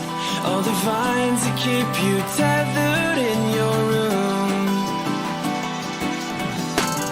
Well, someday both of us are leaving here, but for now I'll just bring this seed to you. Will you meet me in the daylight like we did before? Then I felt you on my shoulder, and you weren't suffering anymore. You said, I'm sorry that you worried, but don't apologize. I told you to forget me, but you stayed by my side when I said, don't try and make yourself remember. Darling, don't look for me, I'm just a story you've been told. So let's pretend a little longer, and when we're gone, everything goes on.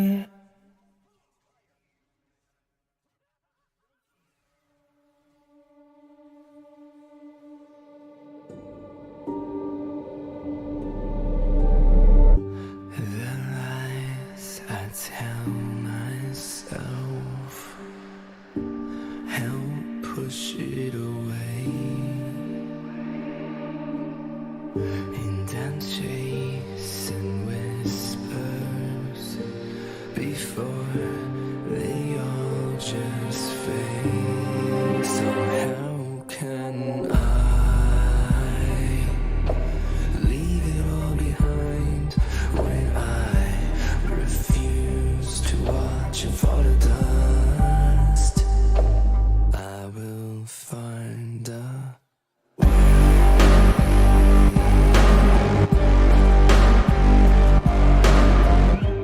this porcelain mirage may start to break.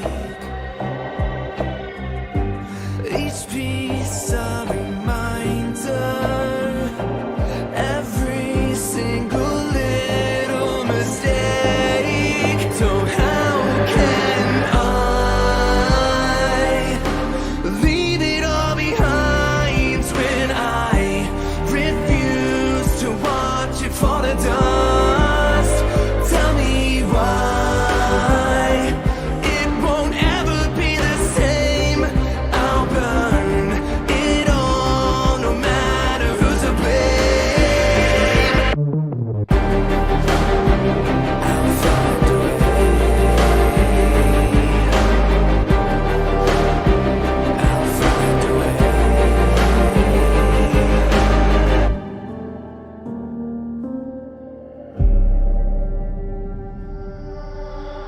And every time I close my eyes, a little less of you remains. I know you're slipping further from me now. Am I too far away?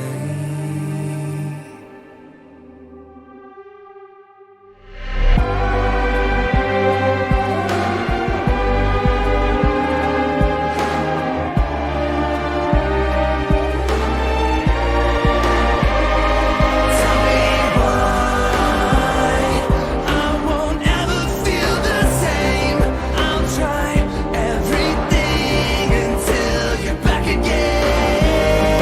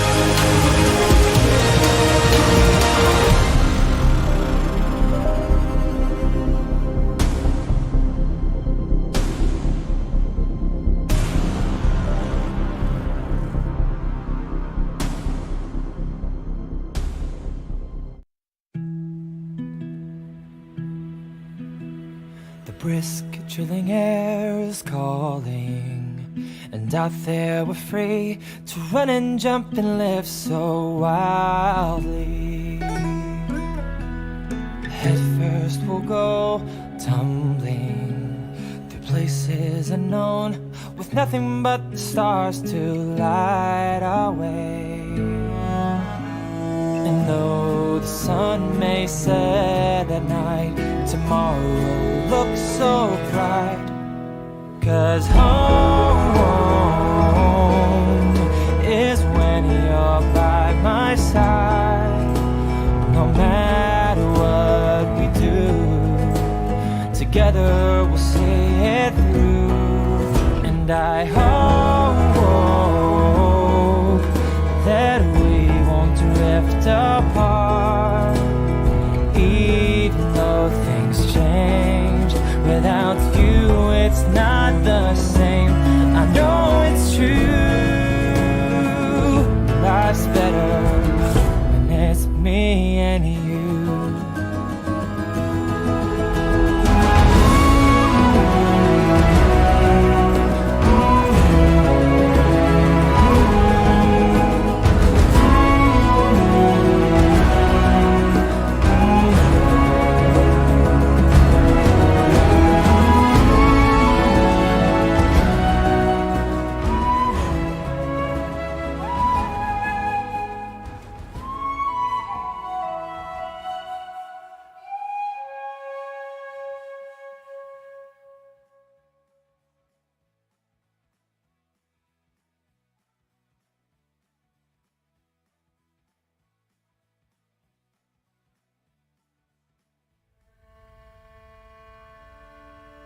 Mörkråkor dans fra det bjergen hav, om vind bleis grønhåret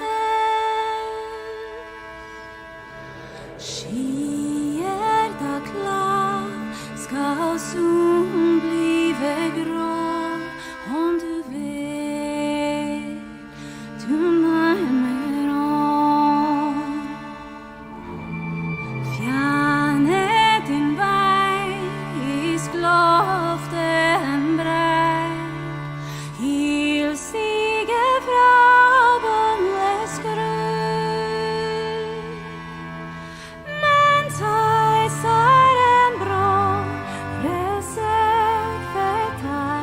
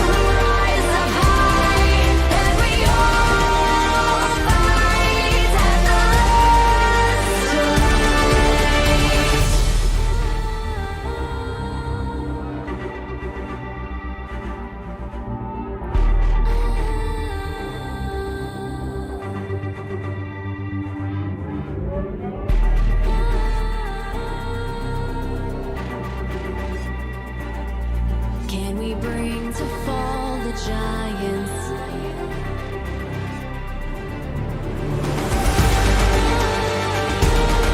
Can we bring to fall the giants? Can we bring to fall the giants? Can we bring to fall the giants?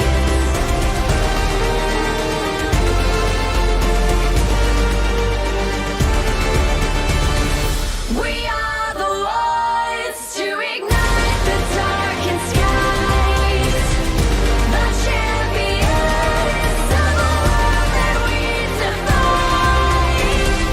A solar ray of the few who rise up high, and we all fight at the last light.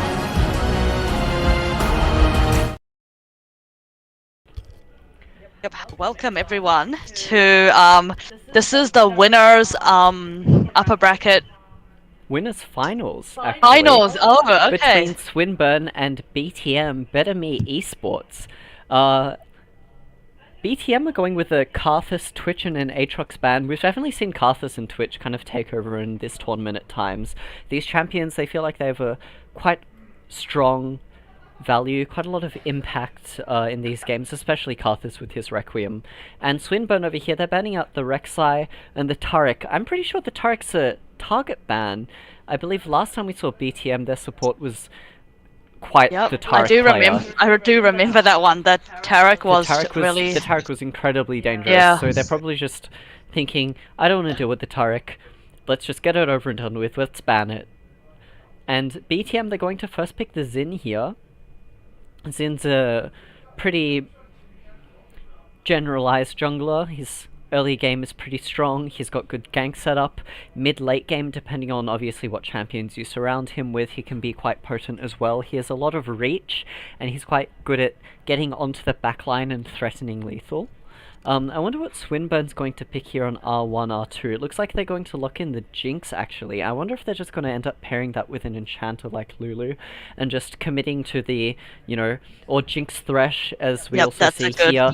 Really just committing to a strong Jinx-themed comp where Jinx is just going to scale, Jinx is going to get 3 items, Jinx is going to win the team fight, Jinx is going to win the game. And BTM with the Xin already locked in here, I wonder if they're going to keep committing onto champions that can actually reach and dive onto the Jinx into the backline, or if they're going to try and pivot out to something. And Blitz is actually going to come in here, another champion that's really... he's quite strong at picking off... he's quite good against team comps where... everyone's kind of just existing around and not a lot's, happening at a quick pace. Blitzcrank really breaks it up. If he gets a hook onto the Thresh, it's kind of... there's nothing the Thresh really can do in this matchup, unfortunately, for Thresh, if Blitzcrank is landing those hooks. And also, the hooks, really annoying for, the Jinx as well. You kind of need to, dodge them out in position properly, because you don't want to be caught as a Jinx. And BTM, they're going to keep stacking this real engaged kind of dive sort of theme on top of each other. They've got Xin, they've got Diana. They're really just looking to run straight into this Swinburne team and just bowl them over with brute force. And last week we did see this Diana do quite a lot. Swinburne looking to respond with Elise. I remember last time we saw these team play, the jungler really wanted to play Elise. Oh, never mind. And the jungler's not going to be let Not gonna be lit to let on the carry. lease. Put on Go Sejuani, jungler. Go Sejuani. Peel for me, says the Jinx. And unfortunately, no fun today for Swinburne's jungler. Put on Sejuani duty. And Swinburne, they're gonna ban Darius. BTM. Did they bust the Darius out last time? Yes, I do believe remember that they did, and it that did. was a big carry. That was yeah. a huge game, actually. That Darius definitely ran down the enemy team. Darius is an immense threat in these games, especially if you're playing stuff like Sejuani. It feels like any armor you buy is almost irrelevant at times. They have done their research, both teams, because after all, this is the upper bracket finals. Big game, Don't want to big get day. caught off guard in the upper bracket finals, especially by a champion like Yeah. Darius. And the Yasuo van's going to come through, denying the Yasuo-Diana combo. That combo is incredibly potent.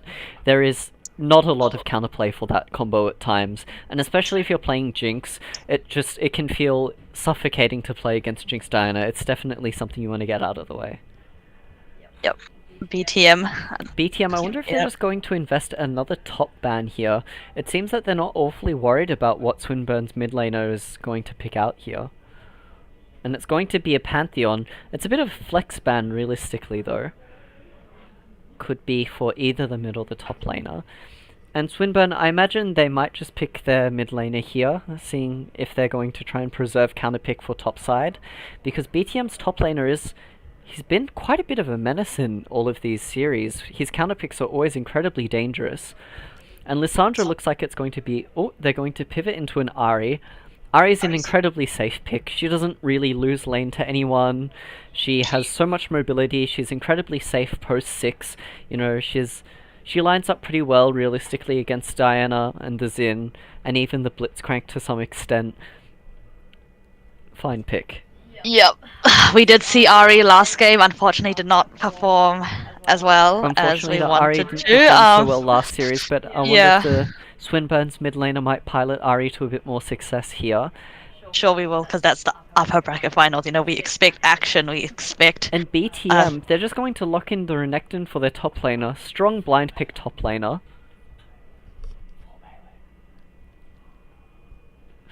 And I wonder if their mid laner is going to just... I wonder what he's going to lock in here. For their ADC, yeah, that's.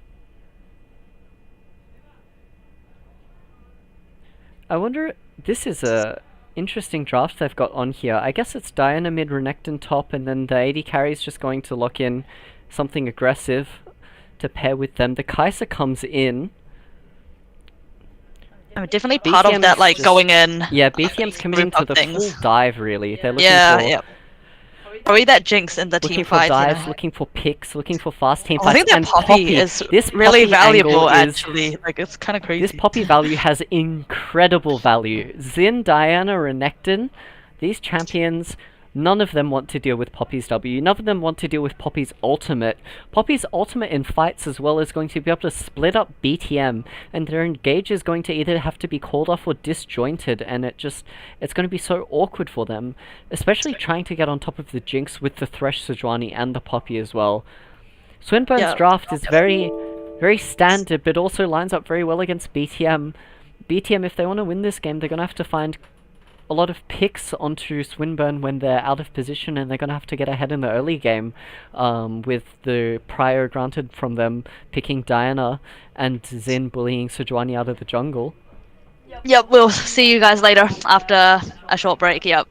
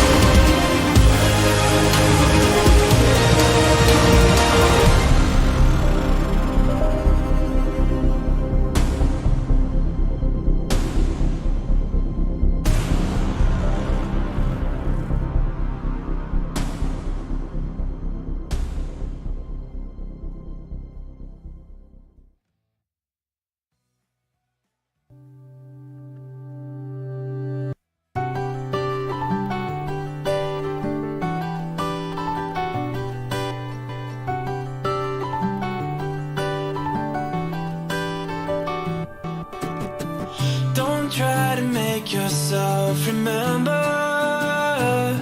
Darling, don't look for me, I'm just a story you've been told.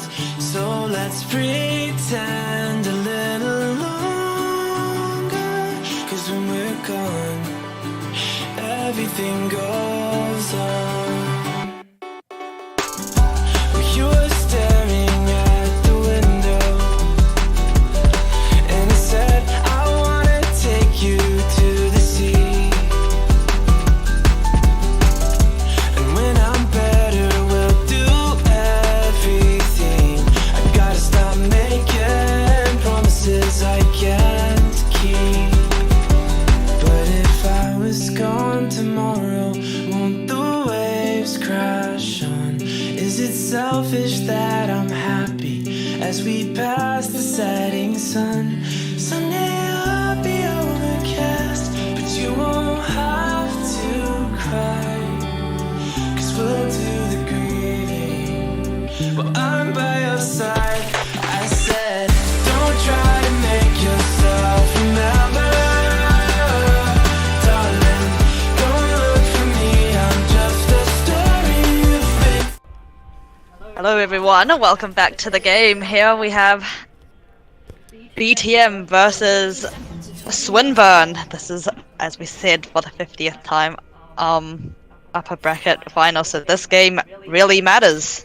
This game is big for both teams. Neither team wants to fall into the loser's bracket. Not only do you have a chance at missing out on the ever elusive grand finals for most teams, but also you're going down at a disadvantage in the grand finals. And looking at this game over here, Gov on the Ahri, he's picked up the area, so he's definitely looking to be... Oh, he's going to get hooked in the mid lane. There's just no respect paid towards the Blitzcrank. Probably needs to burn the flash, but doesn't want to. Diana misses the Q, and Ahri's going to live on 40 HP. It's a tragedy for BTM. The Xin invested his flash, and there was no summoner spells used from Swinburne. Yeah, that Ahri just holding on to that Ahri flash. had no rights living there, but the Diana's Q goes wide, unfortunately, and Ahri's going to expend TP, but you can't help but feel that she gets away with this, feeling like it's a win. That was a crime right there. That was criminal that she lived. Yeah. I have to completely agree. And Ahri with the Aerie in this lane, she's just looking to completely abuse the Diana. A melee champion like Diana early game, she's gonna have such a hard time laning against Ahri. Every time she walks up for a minion, you know, the Ahri's gonna Q her, going to auto her, hit her with Ws. Poppy as well, just like And chunking Poppy down the chunking Renekton. super hard onto his Renekton. Has the corrupting potion, so we'll do a little bit extra damage. Yeah, Poppy pops the corrupting potion and trades really hard early, and with the grasp and before Renekton build up any of the fury, she's gonna win out on that trade really well. And Diana's going to take a level advantage trade in mid here. The wave's coming into the Ahri. Yep. The bot lane is pushing slightly out. Looks like Ping's going into their blue side jungle. They might think that the Xin is invading, so I think Thresh is going to get some early vision there. Oh, Diana Diana just goes in onto another the aggressive Ahri. trade. Yeah. Ahri getting caught with her pants down. No cooldowns available. Can't trade back onto the Diana. And the Q ends up going wide. Yeah, obviously in these like melee versus ranged matchups in the mid lane. Oh, never mind. So we're still gonna see like a small fight in the top lane. Ooh, Sejuani skirmishing flashes it Poppy. onto the Renekton. Maybe trying to like... Oh, and It's it's a good flash from the Poppy, but the Renekton's able to get in range and find the slice and dice and gets the level up there as well. And Zin's just going to crash the wave into the Poppy. Poppy's not going to lose too much for this here. Just TP's back, so that you know, death timers are really low right now, so it can And just the come Renekton back. does go up a kill on the Poppy, but ends up buying cloth armor with it, so I don't think a lot of the dynamic in the lane's going to shift from that buy. Yep. Oh, Blitzcrank just runs in and Looking Lantern for an just... aggressive push. Yeah. That was a nice hook at the start of the game from Blitzcrank, but that was unlucky that they didn't get a kill, so yeah. We have two hookers in this game, so It's going to be highly volatile in this bot lane, I feel yeah, like. I think whoever lands a hook is definitely gonna be at an advantage.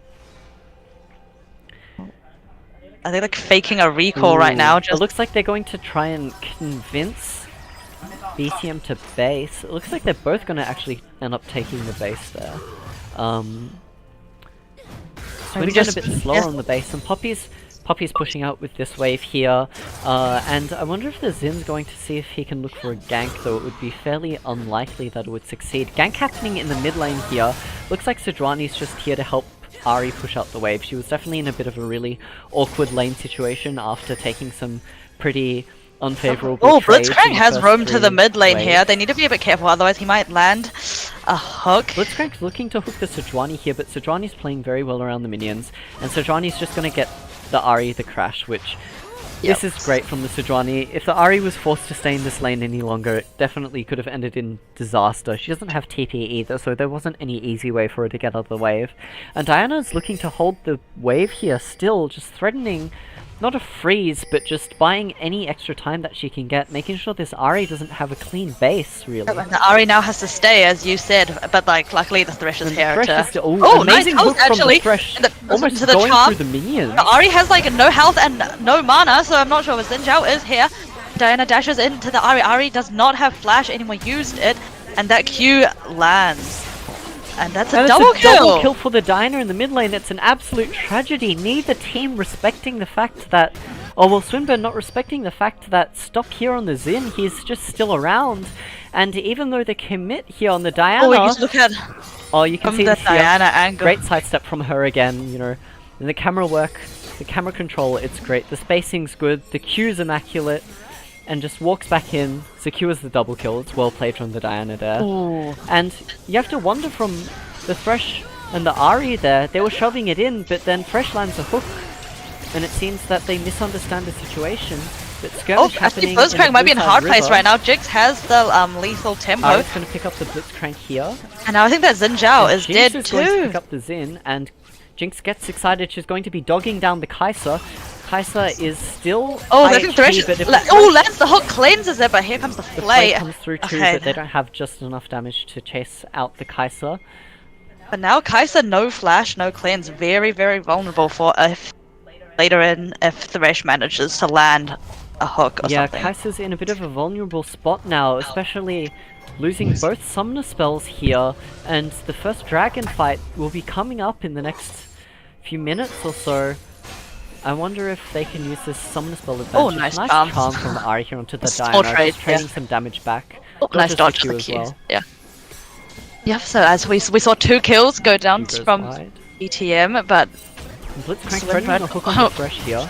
I don't think it There's would... not a lot of follow-up here. Oh, Xin Zhao is in the area. Okay, doesn't want to go into the wraparound Flushes because... the barrel emote. Yep. Legendary support player known for his unorthodox pick and gameplay. Diana's engaging on Ahri on the mid lane here. She pops the ultimate, but Diana's just going to... Now they're chasing down Sejuani Trade too. ultimates with Blitzcrank knocks him up.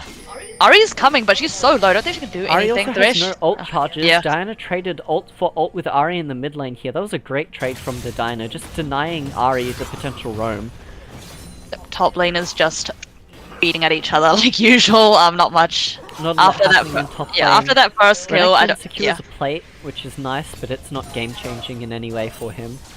Ahri messes up her CS a little bit there. That's okay though. Yeah, Xin Zhao working on the dragon, so the first dragon probably going down to BTM. You see And the Sejuani dragon on ends the up top going side. the way of the way of BTM because Swinburne ended up getting kicked out of their jungle when the invade happened, and the trade in the mid lane where Ahri was forced to take a base and TP, they end up losing the space around the dragon. And Renekton still just getting push on this Poppy, not a lot realistically happening. Yeah, but as you said earlier, before, like Swinburne, they just need to kind of play it slow, don't make any mistakes, and they just kind of, the comp is just naturally... As long as no egregious mistakes happen on Swinburne's side, you know, they can afford to give up a small gold lead, they can afford to give up a few objectives, but the later this game gets on, obviously, the Jinx Thresh is such a huge threat. As long as they really just try and contain the snowball of BTM, I think Oh, both they're poised junglers quite well are inside of this game. near the at the top side right now. You can see Ahri on the mini map. I'll get spotted by a vision plant, so it goes back. Yeah, looks like Sejuani and Ahri were looking for a play on the top side. Poppy's Oh, they going are, in on actually. Renekton with Sejuani here. Dominus Sejuani is pops the popped. ultimate. I think. Oh, Xin Zhao is here though, but is level 5 as well, so doesn't have that ultimate yet. But Sejuani is really low and just dies. And Renekton, he's just so strong in the but early that game here, Dominus- and there's not a lot of damage coming out from Poppy and Sejuani, and with Xin being in such proximity, which they knew from the Scry's Bloom being hit, felt like it's just a little bit of disrespect, and Jinx actually, is going to get Jinx gets knocked off in hooked. the lantern and hooked. Killer Instinct goes in, but Exhaust goes down. But I think Jinx. Blitzcrank Okay, was the it's a one who 1 for ended 1. up getting exhausted, which is a bit of a think this is gonna tragedy be because a Kai'Sa 2 was for 1 outputting now. all of the damage in that fight.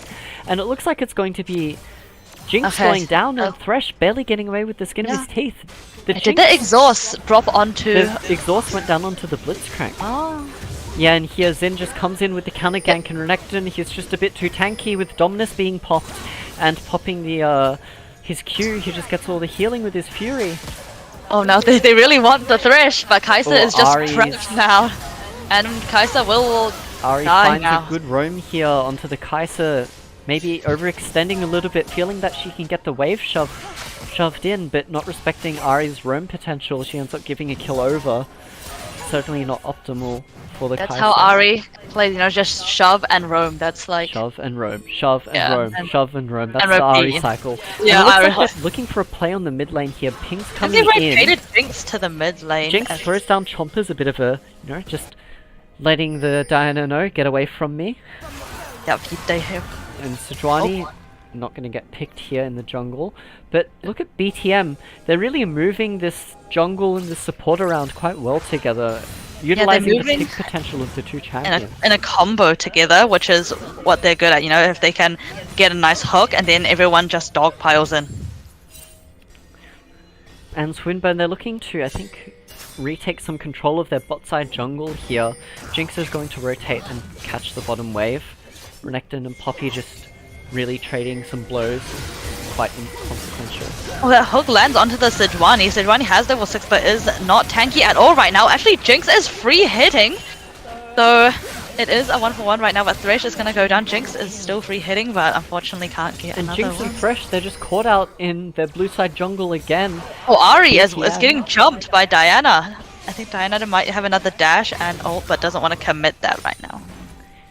BTM, they're so good at laying these traps really for Swinburne. They just keep setting up positions where Swinburne is kind of just walking into space that they don't own, and then they're just collapsing on them incredibly quickly. Their comp is just excels at Oh, these here we have quick replay where fights. you see Sejuani get... And although Jinx does get one kill back here, the 2 kills go over for BTM, and crucially Kai'Sa ends up picking up the kills. Oh, have you seen the live right now? Ahri gets caught in like the moonfall. And And Ahri, April- she's just getting engaged on by the Diana and the Blitzcrank with another amazing roam into the mid lane. This Blitzcrank has been like everywhere, just looking for hook angles, and And Gov, he doesn't end up using his flash there. yeah, maybe just not able to before he got CC'd and just bursted down. And unfortunately for Swinburne, you see that the Jinx is 3-1, so their main carry is ahead in CS. Right now, I'm not sure about the gold difference, but The Jinx and the Kai'Sa, they're fairly even, but yeah. with the plates going over to Kai'Sa as well, I think she's definitely slightly ahead. And Not I that don't it think makes they too can- much of a difference. Ooh, Blitzcrank hook goes barely wide. That could have been disaster for the Thresh. Yep. And BTM, they're just going to rotate their whole team over to the Dragon already before Swinburne are even able to contest Yeah, any of the Swinburne space. doesn't have position. I don't think they can. They're Swinburne, gonna they're fight. just going to concede this Dragon. Definitely seems like the right play. Like BTM playing off a lot of tempo right now. They've been the one. Ooh, but BTM, they're dropping moving. the Dragon to punch the Jinx and the Thresh overextending in bot lane. Thresh is going to sidestep the hook, but I think it's just inconsequential, really. And Xin, Oh, Jinx is knocked is up, going to and Killer Instinct comes down. And Jinx a bit of hubris there. She still has her flash, but importantly, she just walks up melee range to the Xin and lets him get the knock up. That applies the passive from Kai'Sa, and she's able to follow up with the Killer Instinct and just take the Jinx out. That kills tragedy for the Jinx. She's going to fall quite far behind off that, and I think BTM, their early games just, they work so well together around making these picks. Ahri just in the area. I Ahri's don't know what they're trying to Trying achieve to here. look for a desperation steal at this point, and she's Well, just going to Blitzcrank get is caught out here. again. I'm not sure what she thinks she's doing over there. She doesn't have any right being there, and the Blitzcrank just walks up and knocks her up and hooks her again. And Xin, he just engages onto her with Wind Becomes Lightning. Gov, he had no flash, he had no ulti, and he didn't want to use his flash again there either.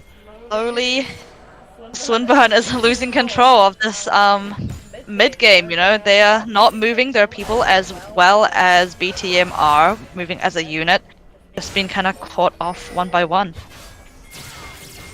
And Jinx looking to take down, to raise this turret bot lane, but they're getting TP'd There's on a from team behind. by I think they're Renekton. making the call to just go onto the Blitzcrank here and see if they can get excited reset. Dominus is popped, but Jinx is excited, and there's 3 people strong in a unit. Renekton goes in looking to get a slice heal. and dice away. Oh, the hook Amazing lands hook onto onto the Kai'Sa. and exhaust, but do they have enough damage? Can they hit? I don't think so. And now Diana's here. There's 2 people Moonfall in the backline. I think Jinx, no mana, no flash, is just gonna die. Jinx is gonna get cleaned up here. I think they overstayed a little too long. They definitely have room to disengage after the Renekton was, after the Renekton slice and diced out, but then they Ari chose just to stay. dashed on to get charmed, and And once again, this Ari, she's just where she doesn't belong. She's too late to the roam, and then decides to Love is contest just the gonna. turret. And back here, look, Renekton is caught out, is a bit out of position. He slice and dices, he's out, but then they find the hook onto the Kai'Sa, but there's not enough damage, and they don't end up making this engage, and Diana's just there on the roam first. The Moonfall comes in, and that's just lights out for the Jinx. And the Ari just gets no value. Yeah, this mid game slowly SUT losing control. And We so can Johnny's see- looking to sneak the Herald here. Not sure. Oh, the Hex Gates. That is a very strong part of the map. Oh, Ninja in the middle of the whole SUT team, but dashes over the wall, and Well, the CC layering just wasn't clean enough, unfortunately. Zin's able to use his Wind Becomes Lightning to find his way over the wall onto the Herald. oh, flash hook onto the Diana. Ooh, but not enough damage coming out. Poppy's W has been used, but Yeah, it they- looks like no engage is going to come in from BTM. They were missing some of their cooldowns. Moonfall wasn't available. Crescent Guard not available. Yeah, nah, I win. Oh, that's our person. Nah, I win. Yeah. So there's the Poppy ult, you know, just in case the keeper's Kai'Sa's verdict. Flash is burned by the Thresh. These Thresh hooks have been quite on point, unlike that Flay, unfortunately. And Renekton's going to look for the top tower. Diana's looking for a huge engage here. She's got her Moonfall, but the Thresh is going to be able to Oh, get... flash hook. Flash hook onto comes the out Poppy. onto the Poppy. Ari's going to ulti away. Diana's going to Diana look for really a wants the Moonfall Moonfall. here. Gets okay, flashed and dashed away by the Ari. So These fights, the kiting has been very good from Soot, but unfortunately That's they the just thing. haven't been able to find enough damage yet.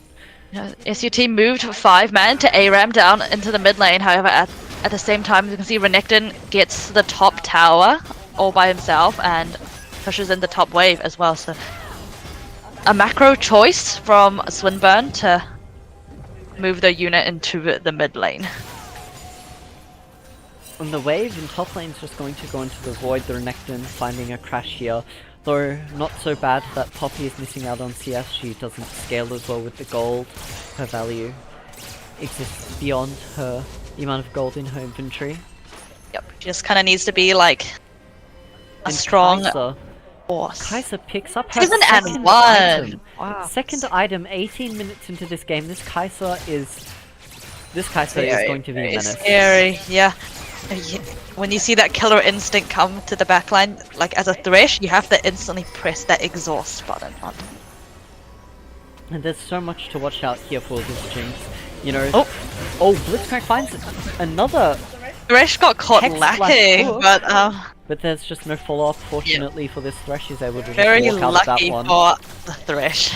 And Kai'Sa's just going to shove this wave in. Jinx feels so uncomfortable recalling this position. Yep, look at everyone. Look, Xin Zhao is just in Swinburne's jungle. Oh, Sejuani just narrowly escapes death. Actually, He gets hook lines hooked onto again! Sejuani. Stunned and just killed. These Blitzcrank hooks are so obnoxious. You know, you just have to keep looking out for them, and if you get hooked, sometimes you just get chain CC'd and just exploded. And with the Sejuani dead, the Hextech Dragon is just going to go over to BTM. That's going to be Soul Point. The next dragon is so crucial. If Swinburne can't at least slow it down by stealing it or contesting and winning a fight at the next dragon, it seems like this game might just be out of their hands, really. Hextech Dragon is so strong against their team comp. Jinx, she gets hit by the Hextech Dragon slow, and it's going to be so difficult for her to get away from anyone on this BTM team comp. Yeah, Swinburne, unfortunately not able to find anything right now, but I think they have to get their Jinx on items, and then they have to find a good, maybe front-to-back team fight where they're not getting caught out by Blitzcrank hooks and everything. And Gus does complete the Phantom Dancer. I do like the PD here, even though the Runans would get a ton of value given how BTM's comp is all melees and they stack on top of each other. I do feel like the Phantom Dancer move speed may just keep her alive for long enough to deal enough damage to find the get excited resets and just take over a fight. I think if there's any way that Swinburne win this game, it's through a nice, clean, honest team fight where Jinx is able to find a reset and they're able to stave off the initial burst that comes through from BTM. Because really with BTM it feels like while they hit very hard and very fast and they run out of fuel very quickly, and if Swinburne can just stave off the initial aggression, the initial burst, it feels like they can outlast BTM in some of these fights, though given the gold looking for a advantage... hook over the wall onto the Thresh. Blitzcrank, he just keeps finding Now these Killer hooks. Instinct onto the Thresh as well. And just Thresh just Then gets busted flashes on down. top of the Jinx. As Jinx flashes away, luckily to be alive, uses the ultimate, and here's Xin Zhao just in the middle of everyone right now, does get killed. Ari here with this the Then ultimate. Jinx picks up a kill on the Xin. That's pretty big for her. The Xin being down as well, it makes it much more difficult for BTM to force the Baron. But also huge in that fight, Nah, I win, finds a Poppy ultimate onto two people, completely splitting the fight. What was a fight which looked pretty winning for BTM turned really Oh, quickly. Nah, I win. Nice W to cancel out the Diana dash, and I think Diana is just gonna die The here. Jinx rocket just barely goes wide. But meanwhile, on the other side of the map, Diana, she's going to be picked off.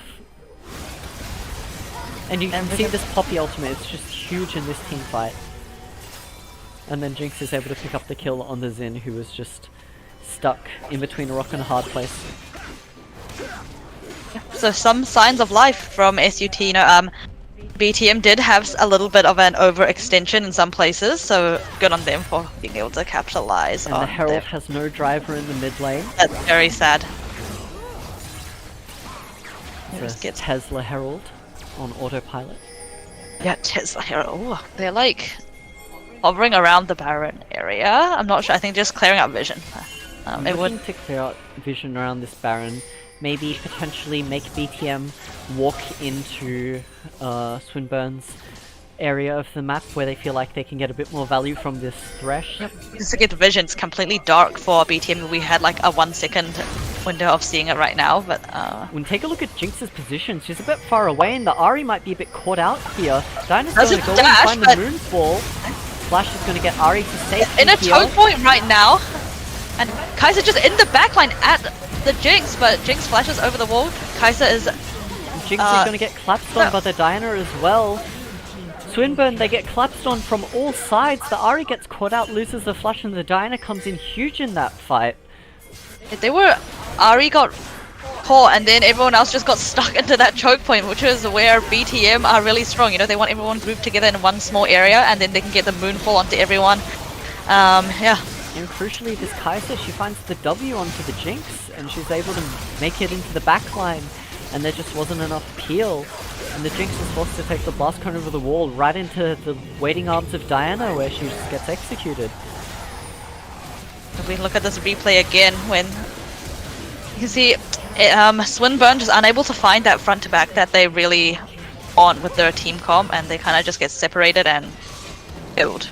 And for the Jinx, that fight was so awkward. She had no summoner spells, and it was such an awkward place of the map for her to fight in terms of the terrain.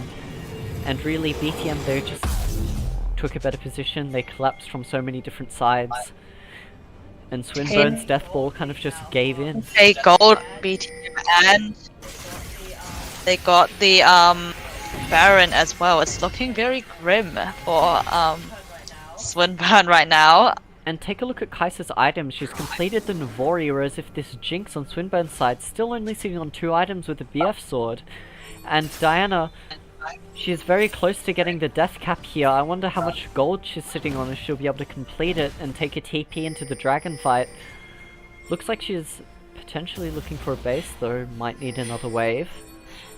And Poppy is just going to be pushing top wave. She doesn't have TP. It looks like Swinburne's just going to forfeit the Hex Soul.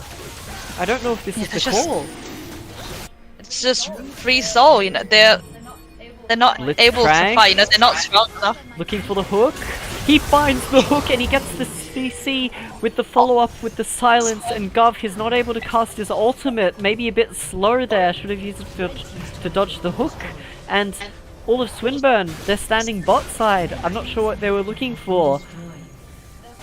And with Baron buff as well, all this could inhibitor and all these traded just for like a top tower. That is not a good trade at all. But an incredible hook for Quillen there. Finds the thresh hook onto the Blitzcrank. That's gonna end up routing BTM out of Swinburne's base. I wonder if they were looking for the re-engage.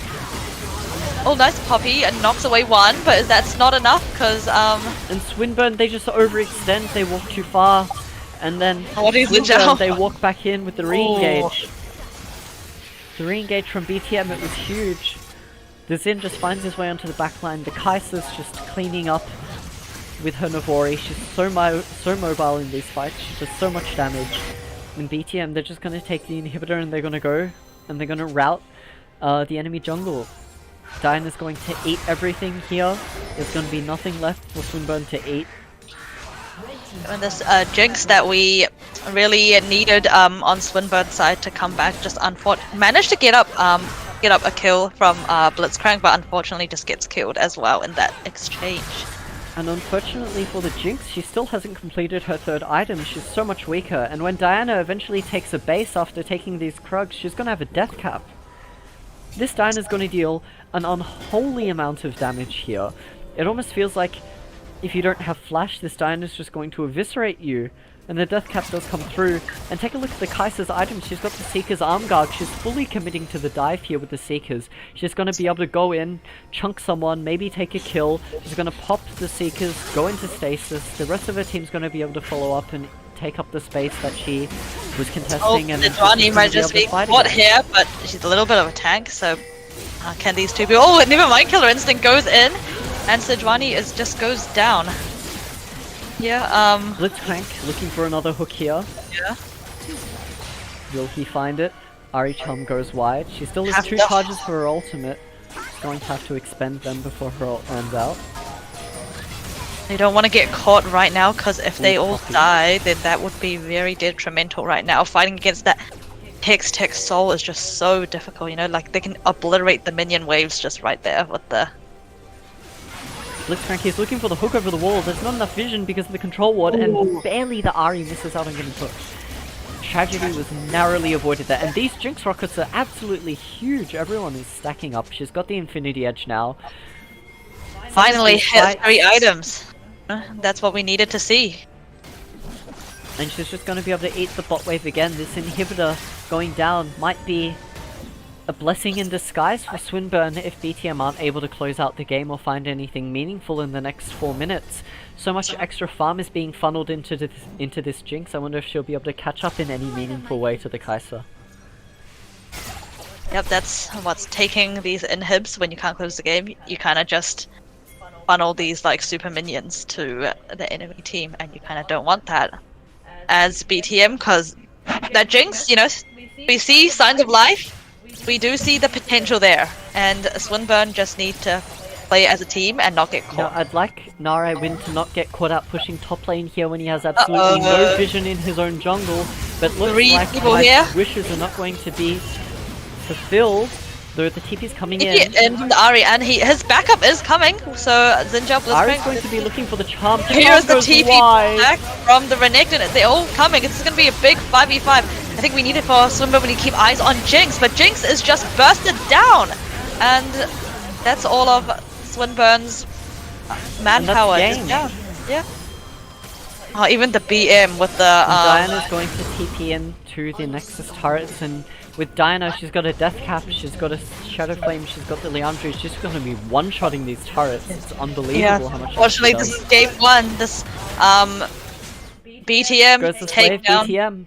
And that last team fight, for a minute there, it almost looked like Swinburne were going to steal a team fight away. It was an amazing ult kicking the Kai'Sa out of the team fight from Nare win at the start, but Killer Instinct, she's able to rejoin from so far away, and the dive from BTM is just so strong, they were so far ahead, they're just able to completely blow up the carries. And that was a fantastic game from BTM all around. Join in for game 2, you know, big game. Yep.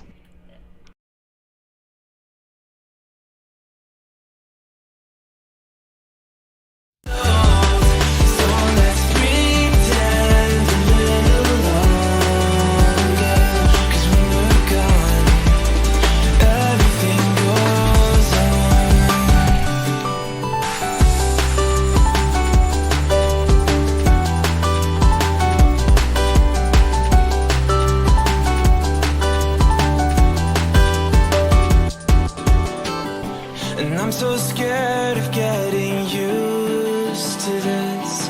All the vines that keep you tethered in your room. Well, someday both of us are leaving here, but for now I'll just bring this seed to you.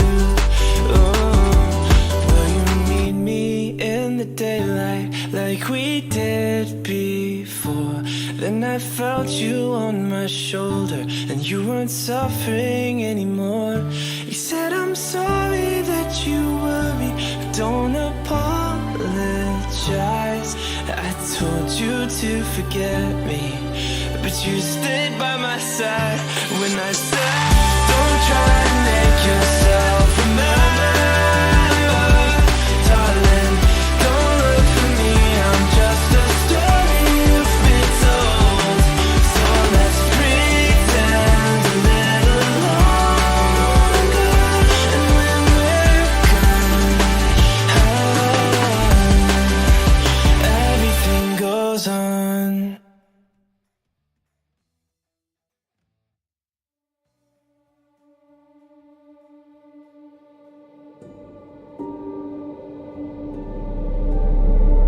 The lies I tell myself help push it away. And I'm chasing whispers before they all just fade. So how can I leave it all behind when I refuse to watch it fall to dust? I will find a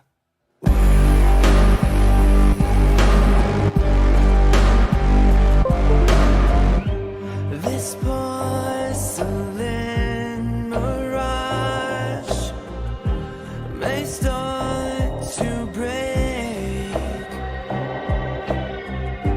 Each piece a reminder, every single little mistake. So how can I leave it all behind when I refuse to watch it fall to dust? Tell me why it won't ever be the same. I'll burn it all, no matter who's to blame. I'll find a way. I'll find a way.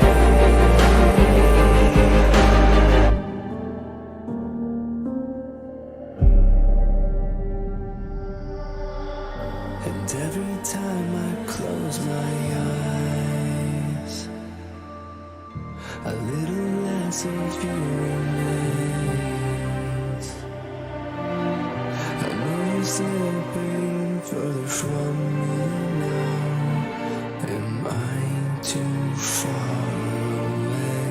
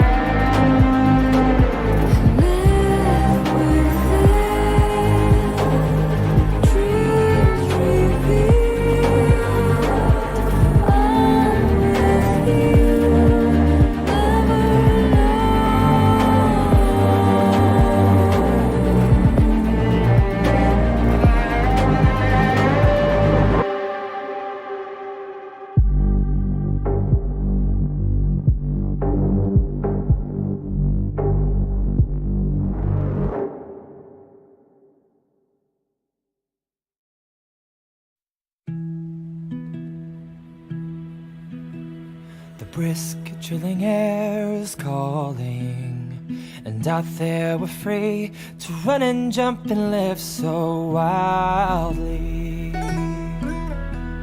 Head first we'll go tumbling through places unknown, with nothing but the stars to light our way.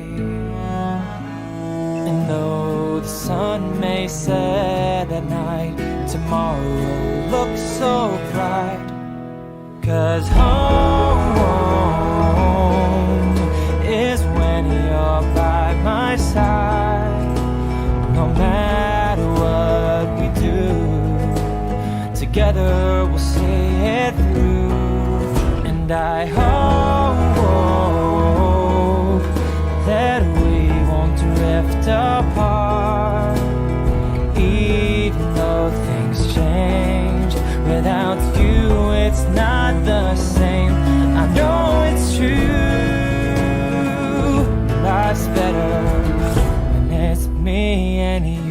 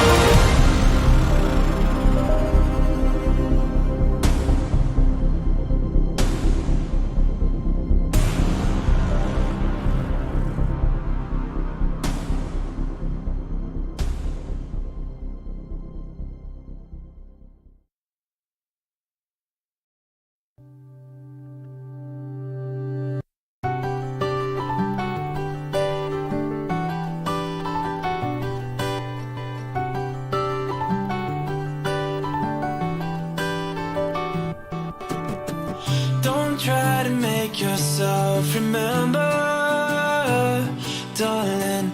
Don't look for me, I'm just a story you've been told. So let's pretend a little longer, 'cause when we're gone, everything goes on. You were staring at the window, and it said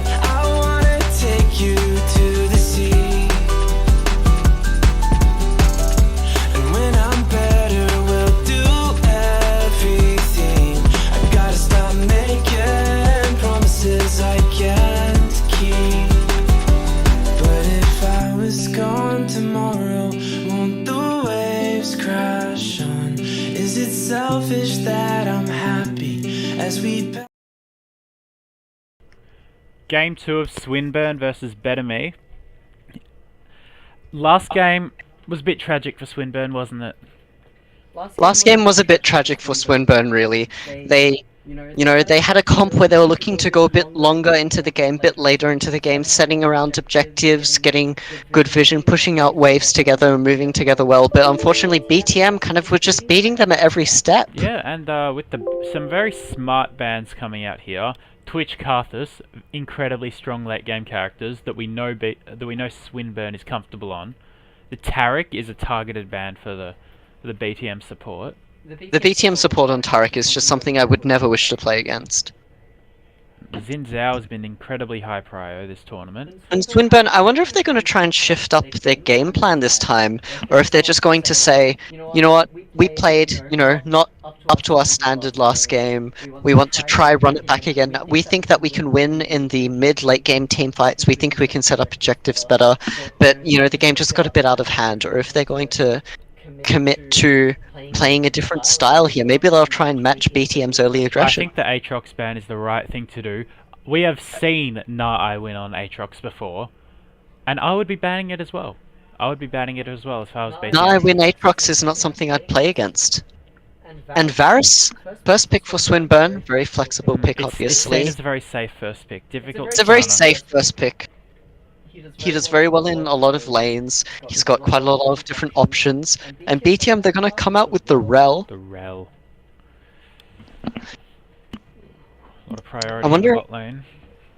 I wonder if they're going to flop with an 80 carry here, if they're going to go and rotate their jungler. We'll probably rotate 80 carry.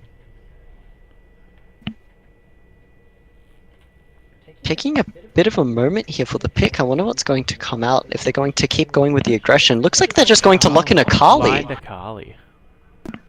This is very They're just aggressive. taking the Akali. Yeah? This is a very BTM A pick. very BTM pick. Look, they like their melee characters. We may well see them pick 4 melee characters again. They've done it just about every game they've played this tournament. They just have an aversion to picking ranged characters. Well, they've just about run over every team in this tournament so far as well with their melees. And Swinburne going to pick Nefiri. That is not a champion I was No, expecting to we have see. not seen that character this whole tournament. And Nefiri into Akali, I'm not sure how that matchup goes. And Swinburne looks like they're trying to match the aggression. Elise is going to come out here. BTM, they're staring down a team that's ready to fist fight with them early game. They've been hovering Elise all tournament, Swinburne. They've hovered it, they've had it banned out. This is the first time we're actually seeing it picked. No, Swinburne's jungler is like, you know what? You've had your fun on the Jinx. You've had your fun with me playing around you. Now you play around me on my carry pick, That's and right. he locks in the Elise. When your back's against the wall, sometimes you're like, enough picking Sejuani, okay? I've done enough of tanks. I'm gonna pick Elise now. And Viego's gonna come out from BTM on this side here. Viego's a champion who he thrives in these, these fistfight scenarios. These really just a lot of these skirmishes. Viego's gonna be so strong, and especially in later fights when picks are going to happen so quickly, and Viego's able to find resets. He's just gonna be able to pop off, I People imagine. have been picking that Viego all tournament long. And Viego's E is just such an obnoxiously strong spell.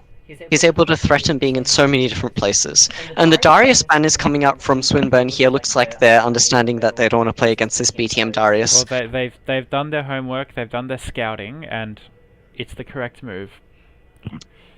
And the Alistar ban coming out here just to deny, picking it into the Rel. Alistar obviously quite good at denying Rel's The engages. respect ban on Iwin's Poppy, which was quite a strong counterpick last game, and would do well here against the Carly, Viego, and all the characters that BTM likes to pick.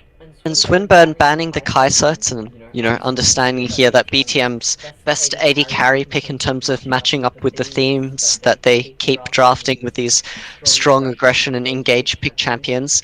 Kai'Sa, but obviously didn't ban the Samira either. That's the other champion I was about to mention coming in here, maybe in place of the Kai'Sa. They're just going to lock in the Samira. They're just committing to this full early game. They're just looking to roll Swinburne over once again, and Swinburne, I wonder what So much- support they're going to lock in So here. much damage on this team.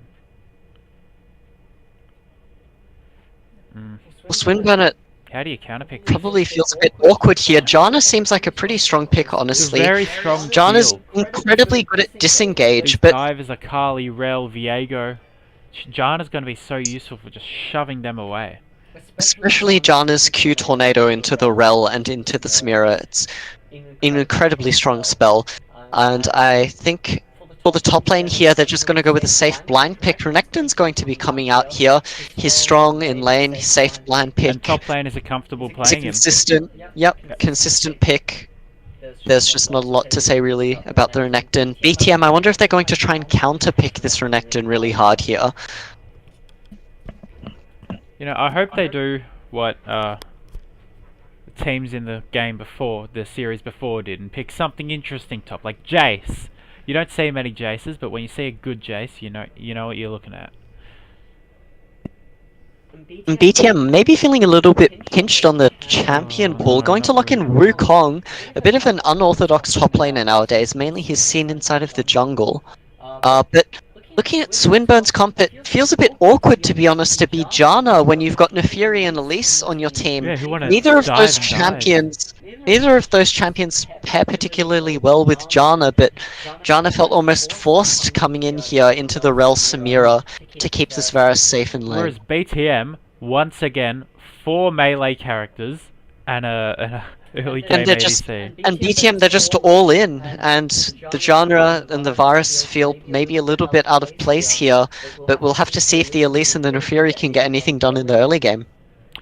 Game starting soon. We'll be back in a few minutes.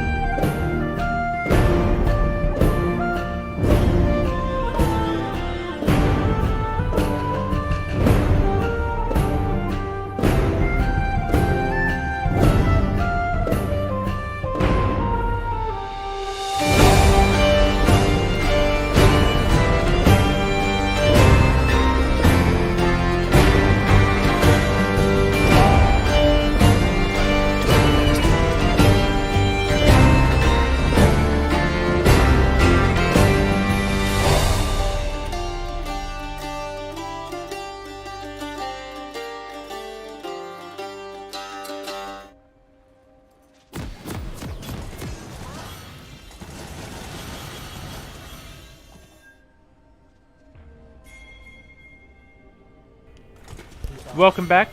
Game 2 of Swinburne vs BTM. This is looking like a fairly different game from the previous one. Swinburne's gone for a very different strategy with their draft.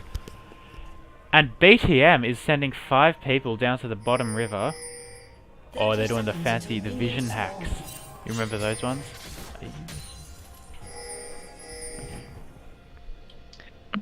Ooh, and looks like they're just going to... Looks like they're not committing to the invade, but it seems that they've Elise gets a got a read on the Elise getting the ward there, so they're just going to rotate up and see if they can deny the Elise, I guess, stealing away the red, which the Elise isn't going to commit to anyway. Has spawned. And everyone's just taking fairly default positions at the start here, just making sure no funny business is going on now.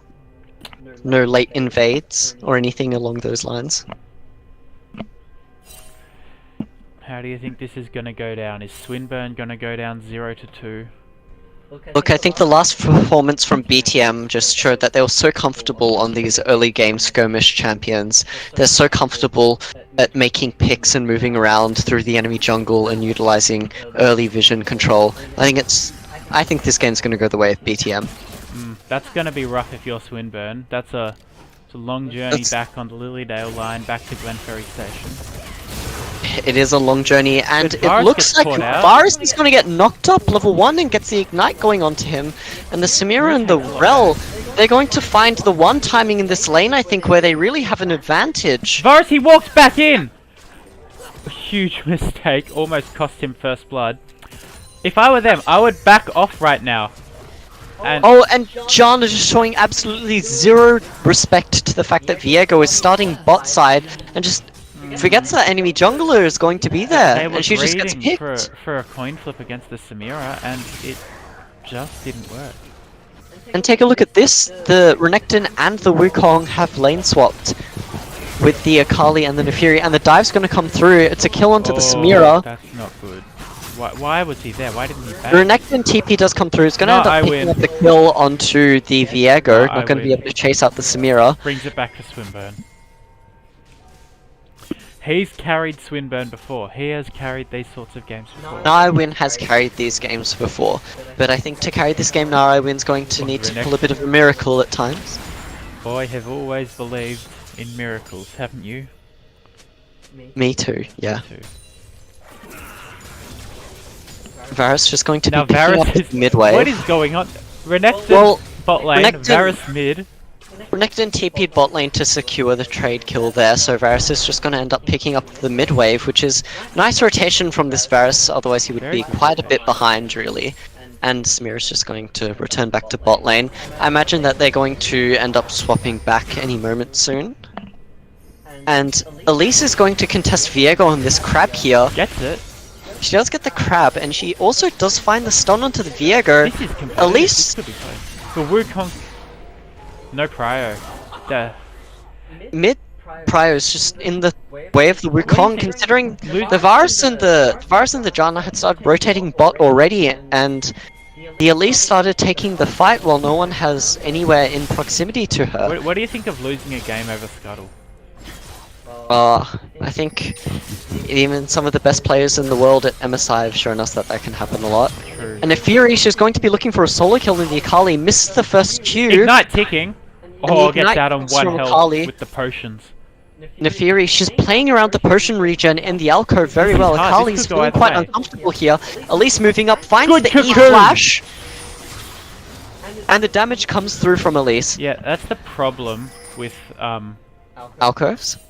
No, that's the problem with Akali Shuriken. If you just tell them which direction you're gonna go, and you go just like straight, you can get hit by those skill shots.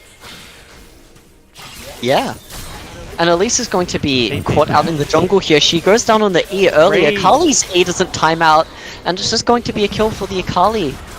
Elise, I'm not...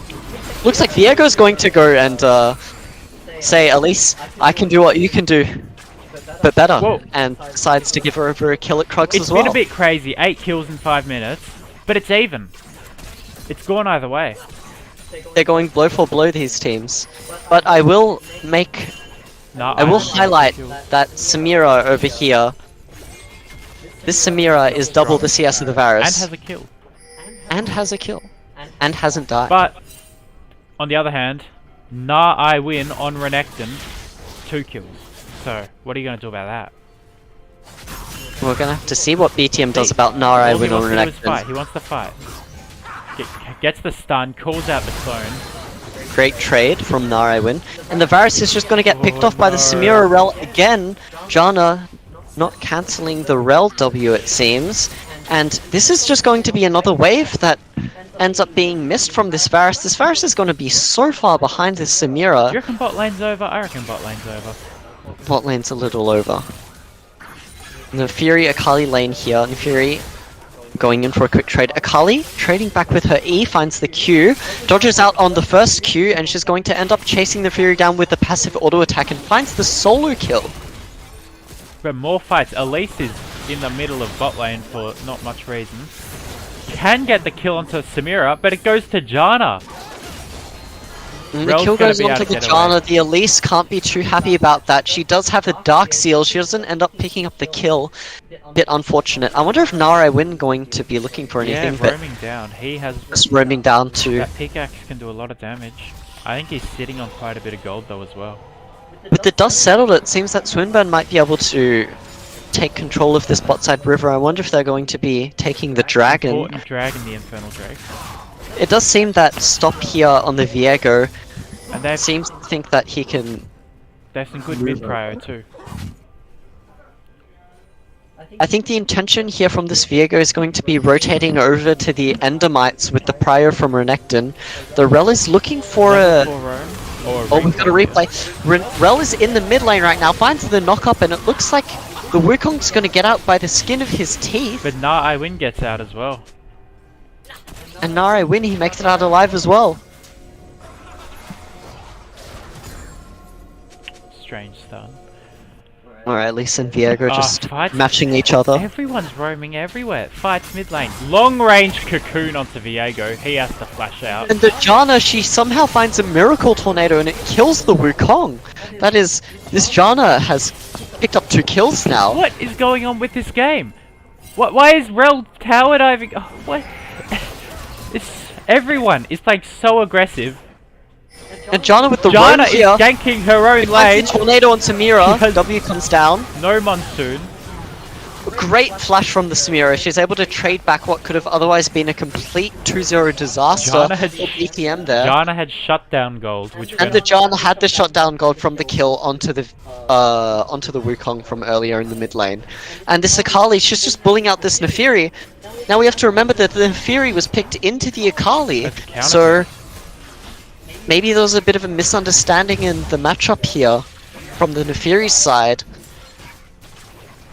going to trade Endermites for Dragon. I reckon Swinburne comes out on top with that one. That is an Infernal Drake. That is an Infernal Drake on a Renekton, an Elise, an Nefiri, and a Varus. That is quite a lot of extra value for them.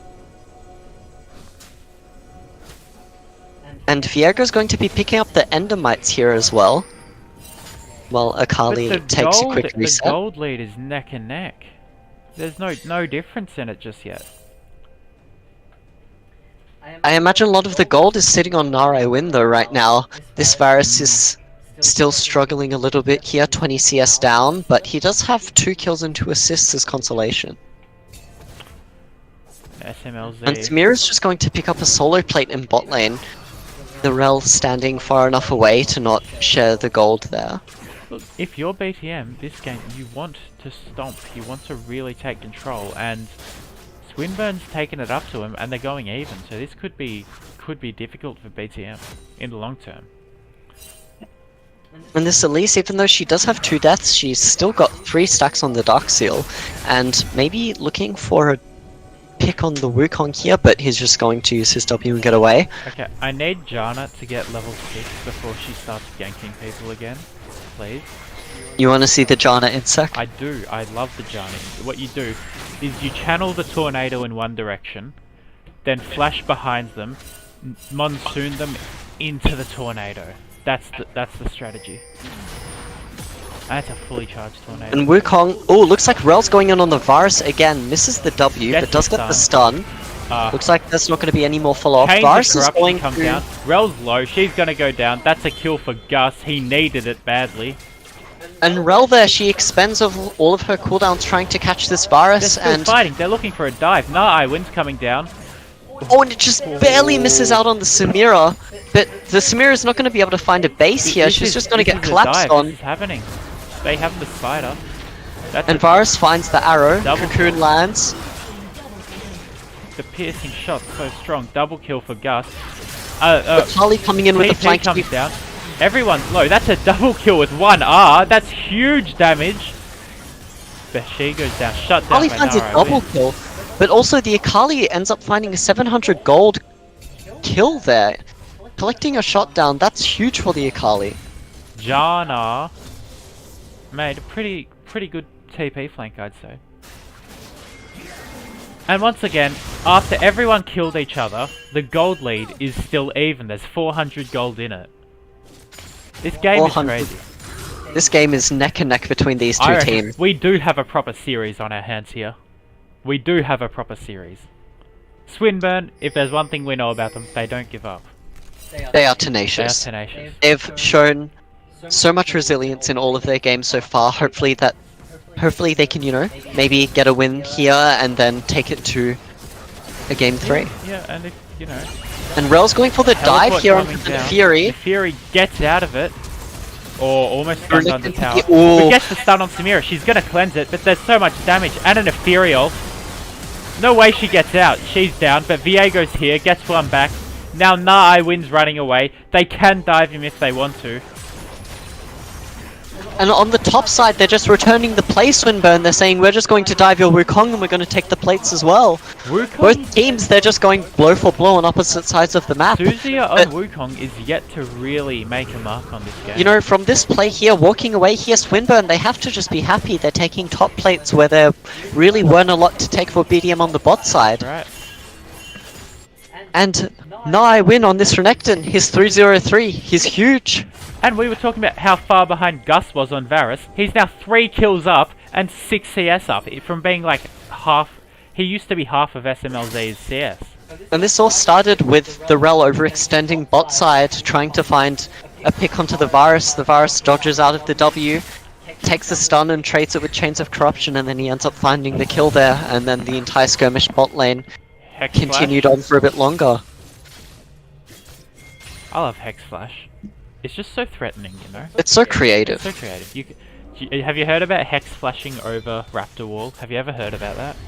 Yeah, and you can Hex Flash over and gank. Yeah. Yeah, It's pretty that's pretty good. cool. Diego on Endermites. Cocoon lands onto Samira. She's going to be Cocoon punked out here. Does Pipima ever miss a Cocoon? Kali Shuriken goes We've wide. seen so many missed skill shots this. Oh, Kali insects the Nefiri, Shades of the Shy on Malphite, but unfortunately not a lot's going to happen Yeah, from this it. is Swinburne's game, it looks like. And now I win on the Renekton, he's huge. Another really well played fight. They're going to pick up 2 kills, Endermites, and a Cloud Drake. And this fight, it's so hard for the Samira. She got chunked out initially, with the Elise finding a fantastic cocoon on top of her and taking out 2/3 of her HP, and Wukong just trying to get any amount of consolation he can on the bot side here, shoving it in, maybe looking to see if he can steal away the Krugs as well. But the Cloud Dragon's gonna end up going the way of Swinburne. Rel gets And Rel caught by gets the caught on chain. vision, Uh, picked off by bit Chains of of a Corruption. bit of a bad face check there. Not a great play. Pipima is able to get out with the rappel. Very useful spell she has. Bit of a strange spell. It's difficult to use well, the Elise Repel, but At least Repel's a bit of a creative spell. And Viagra maybe Oh. extending a bit far. Oh, Wukong maybe? Oh, just going to back off. And going into the replay, we can just see here again that this Renekton, he's so far ahead. Nah, I He's win. so huge. Nah, I win! This crocodile is massive. He's enormous. Because, you know, He is I'm enormous. not spending any time on it. And this Elise, she's got 9 stacks on the Dark Seal. I wonder if she's going to upgrade it to a Medjai's. You know, I'm not spending any time on it, because every 5 minutes, another Wukong gets torn to pieces by a crocodile in Redside River. It's a tragedy. I mean, these invasive species. What's he doing in the mid lane? Exactly. Why is he in the mid lane? We need It's to an get rid of invasive it. species. It's unacceptable. And this Elise, 9 stacks on the Dark Seal. Do you think he's going to upgrade to a He's Magi's? better. What you do, no, the actual strategy is get Magi's and then build tank. Rel's gonna look for a W, but Elise is able to just rappel out of it and land on Rappel. top of the Viego hits Honey the fruit. sun. Elise Cocoon is goes dropping wide. off. Viego's just gonna walk away. Ooh, Akali might be looking for a solo kill here on the Nefiri. It's She's so quite a hard bit to land the longer than shuriken her. because there's these mini minions there. But she's gonna get the solo kill and she's gonna get out. Red team's turret And she's just gonna walk On away. 1 health, being chased by this Elise. Elise flash E and she's just gonna catch it up and she's gonna take out the shutdown. So much mobility there. And that's 10 stacks on the Dark Seal. If Magis comes through now, the passive's complete and she's gonna have the extra move That's gonna speed. be a fast spider. That's the fast spider, and Elise's spider form does come with bonus move speed. Ooh, Elise finds the blind cocoon onto Blind Viego. What on earth was that? What is this man on? Pip him What up. on earth was that? Check him, PC. Check his PC right now. He might be a bit caught out here. There's no one around him. The Viego's certainly No, going he's to be gonna able to lose find his a solo kill. stacks! No! And the 600 shutdown, it goes the way of the Viego, but nah, I win on the Renekton. He comes back in. What? Nah, I'd win. No, I win. Oh, another The one. Renekton- Double kill Nafiri. Wukong doesn't do any damage. And this Akali maybe looking to get something back here. I just can't imagine she'll be able to do anything. Nah, I win on Well- the Renekton. He's just too huge. If I were Akali right now, I wouldn't be running into Nah, I win. She does end up getting the kill onto the Nefiri with the Leandri's burn. But it's 2 for 4. Ooh, Janna threatening the tornado Yeah, there. wow. Spira Huge wall, incredible. is in a bit of trouble. Rel's coming back in here, but I can't imagine Narad win is going to make a mistake and die here. Oh, the clutch recall from Aquilin on the Janna. Quizzaciously thought he had him. They thought they had him. And I really like this from the Janna actually, going the Dark Seal, knowing that she realistically isn't going to be in positions to get caught out or die a lot, especially with Flash Up. Dark And the Seal. extra AP from Dark Seal on Janna does go a long And way. Imperial Mandate. She's Imperial Mandate on Janna. This is such an aggressive support here. Looking to make all these plays for her ADC Gus. And Swinburne looks like they're just going to be rotating and taking out the Herald. BTM not looking to contest it, more looking so to set up vision in the enemy's red side jungle. Perhaps they're looking for a pick as Swinburne, you know, take a gander through the jungle. And Renekton is going to be face-checking the bush. Oh, no, he had... Trap from Swinburne, it's so good, but the Renekton, he's too so tanky. He just face checked 4 players and walked out. He knew he knew they were there, walked in and walked out. And for all of that, he pops Dominus and an Ignite is lost from the side of BTM. It's difficult for BTM to make the plays because if Nah I Win can just walk out with anything, what can you do if you're BTM? And if you're here, she's just going top to catch the wave that the Akali shoved in. Akali's going to see if she can clear out maybe some of the control wards. Okay, and this is how you build Varus. That was a terrible Yomu's Ghostblade we saw in an earlier game. Balk, Rageblade, on hit, attack speed. That's proper Varus. Certainly in this game, this on-hit Varus is going to be dealing tons of damage, supported by the Janna as well. It makes it so difficult to get on top of him. The extra AD from the shield is And all the peels and the shields that the Janna offers for this Varus, it's just huge inside of this game. These champions really do struggle against Janna. yeah. The momentum is on Swinburne's side. That's a tower gone. They're zoning BTM off the map. BTM, they can't find a way to enter the mid lane here, and the Herald, it's just going to rouse. That's 2 towers. It's just going to raise 2 turrets in the mid lane here. And They BTM can't look answer. like they're- They can't answer because they know Janna can just stop any engage. The Fury pops the ultimate. Maybe looking for a bit of an engage, but doesn't commit to anything. Rel's just going to be poked out by the legion of dogs that Nefiri has summoned. That is a lot of dogs. Oh, God. I don't understand that. And the Chemtech Dragon. Swinburne's just going to take the mid turret, then they're going to rotate over and they're going to take the dragon. And Nare win. The crocodile in the bush. It's a He's tragedy. just running for through the Samira. enemy team. But is he gonna get? He gets taken down. That's a big shutdown. That's a big shutdown for Jana. Varus with amazing kiting there. He's just able to kite out the Viego and cleans up the team The fight. shutdown. On that I win. And Baron, But that's Baron 4 people, just spawned. a dragon, and a Baron. All for one crocodile. Now I wonder if they're actually going to take the time here on the Baron to see if they can pass it over to Na I win as well, just as he respawns, because there likely isn't going to be enough time for a contest from BTM anyway. 5 seconds. 3. Yeah, it's just gonna happen Yeah, naturally. they're going to It's just pass it over. naturally. Natural pass over to this Renekton. That's Na I win on this crocodile has been huge all game. And Swinburne is pulling away with the gold lead now. BTM, you know, their animal style, their fight, hasn't been working, and They've been matched. They've been matched. They coin flipped. been They lost the coin flip. Then they kept playing as if they were ahead when they weren't. Made some very risky plays that didn't pay off. Look, and might I mention here that just unfortunately we still haven't seen the Magi's upgrade. It's very disappointing, Pipima. It's actually... You know, in games like this, when you're at the point of elimination, you know, you just gotta put it all on the You line. gotta take a few risks, you know? But those... Yeah. Oh, those like, what are they called? The spider that you like send into the bush and blows people up. That can do some real damage. That does have an incredibly high AP ratio, if I do recall. Ooh, Rel perhaps looking for an engage here. Akali, she does find a great angle, but the shuriken flip misses. But a huge knock-up from the Rel, comboed by Viego, and then a Wukong ult.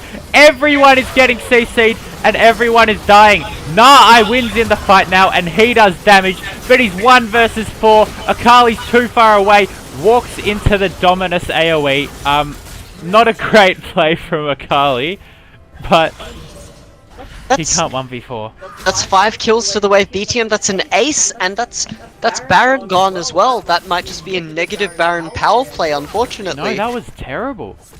But that was such a fantastic engage there from the Akali and the Rel. The Akali found her way into that bush. There was just no vision on Swinburne's side. The control ward there, allowing her to just walk up from behind. Rel's there.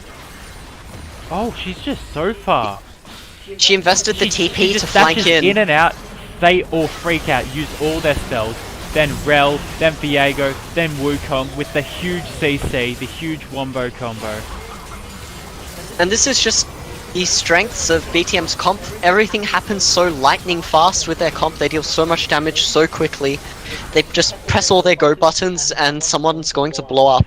And when someone blows up, Viego gets a reset, and we know what happens when Viego gets resets. We do. I definitely know how that character works. We do have to shout out Jana on Akali, dying not to like an auto attack or something. She died to like the damage over time from Renekton ulti because she walked into it. Well, I don't know if you've ever been in the same room as Na I win, but much like Renekton, he's got this aura around him, and it's dangerous to be around for too He's long. right. And I think Jana over here maybe just stepped a bit too close to Na I win on the Renekton. Yeah, big mistake. I've done that before. I mean, the best of us have made that mistake, but, you know. Red team's turret has been The best and the worst of us, really. There's just, he doesn't discriminate. That's right. But the momentum's still in Swinburne's favour. They're pushing up. They're wave pushing. Swinburne still does have control of the majority of the map. Swatting in BTM's jungle. BTM's just a bit...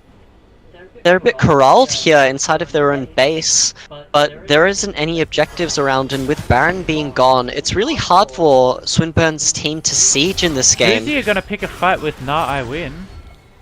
He's going to take half of his HP bar and leave. He's not going to overcommit. Very lucky that he has stop here on the Viego to spot for him. Nafir is going to take half of Samira's... I feel like all of these fights almost, Samira's being chunked out a good 10 to 20 to She's 30 really seconds before. struggling, isn't she? She didn't do very much in that fight top lane that worked so well for her team. Long range cocoon is gonna kill And that's that tragedy. Rel. The Rel gets picked off right before the dragon's about to spawn. I feel like the contest here from BTM is going to be so difficult with their Rel out of the game. Yeah, that you need the Rel for the big team fight where everyone's clumped up. And it works so well with Wukong and Viego, but without her. And generally, I would say, you know, the Chemtech Soul isn't the strongest soul in the game. Some people would probably argue that it's the worst soul. Oh, looks like we've got a fight going on here. Oh no, there's Gus. Gus has gone down. Double kill for SMLZ. You have to get out of here, Swinburne. In the bot lane, they just end up getting caught. They stick too long when the rest of their team had already left. And it looks like the dragon is going to end up going the way of BTM. Tragedy almost for Soot here. This Akali, even though BTM is... No, you know, I win. feels You like- don't win here. Please, Rick. No. It does feel like even though BTM didn't have a lot of control of the map, this Akali is still so dangerous. She does so much And damage. she's... You know, some Akali players seem to just, like, blow up entire teams. And I don't know how they do it, because that's... Akali spells, they're technically AoE, but they don't really hit the whole team, right? Well, in this case, it was the Varus and the Janna. They were just close to each other, and I guess she was able to find her way on top of both of them. I win. win. Going for an aggressive play, Diego answers it. He's huge, he's dominant. He just 1 versus 2, and And the Sterix shield was unbelievable, the size of that thing. This crocodile is massive. He's not Now giving I up. win is massive. he was embarrassed by what they did to him in the last fight, and he's not taking it, and he's out for revenge. With Nefiri, they're looking for an engage on the Samira here. But Maybe a bit. they peeled her off. The monsoon was She's great, but dashing everywhere. unfortunately, She's not taking enough out Barrett. damage. There's 3 people down. I wins 1 versus 4. He can't do it. He has to run away. Flashes over the raptor wall. Oh, these fights are so close. Diego's gonna be able to try and get a chase here, but the Chemtech Rift Blast Cone is gonna allow Narai Win to get out. And you know, this Renekton, he's so strong, but he's not a team fight character. Well, he wasn't able to get there into the team fight. Everything happened so quickly, and again, the Samira, she got her ult cancelled by the monsoon, but there just wasn't enough damage to Oh. take her down before she got another Oh, reset. Pipima is looking for a Baron steal here. That's huge damage from Elise W. She just takes Finds out some kill onto Suzia. the- It's 1 versus 3. Doesn't quite take down Samira as well, who's very low. But Baron will... No, I win. No, with the I Dominus win is pop, here. Slice and dice. Oh, that's a huge shutdown on Samira. Baron goes to Viego. I wins, not giving up. China's so squishy, but she's too much peel. She can get away.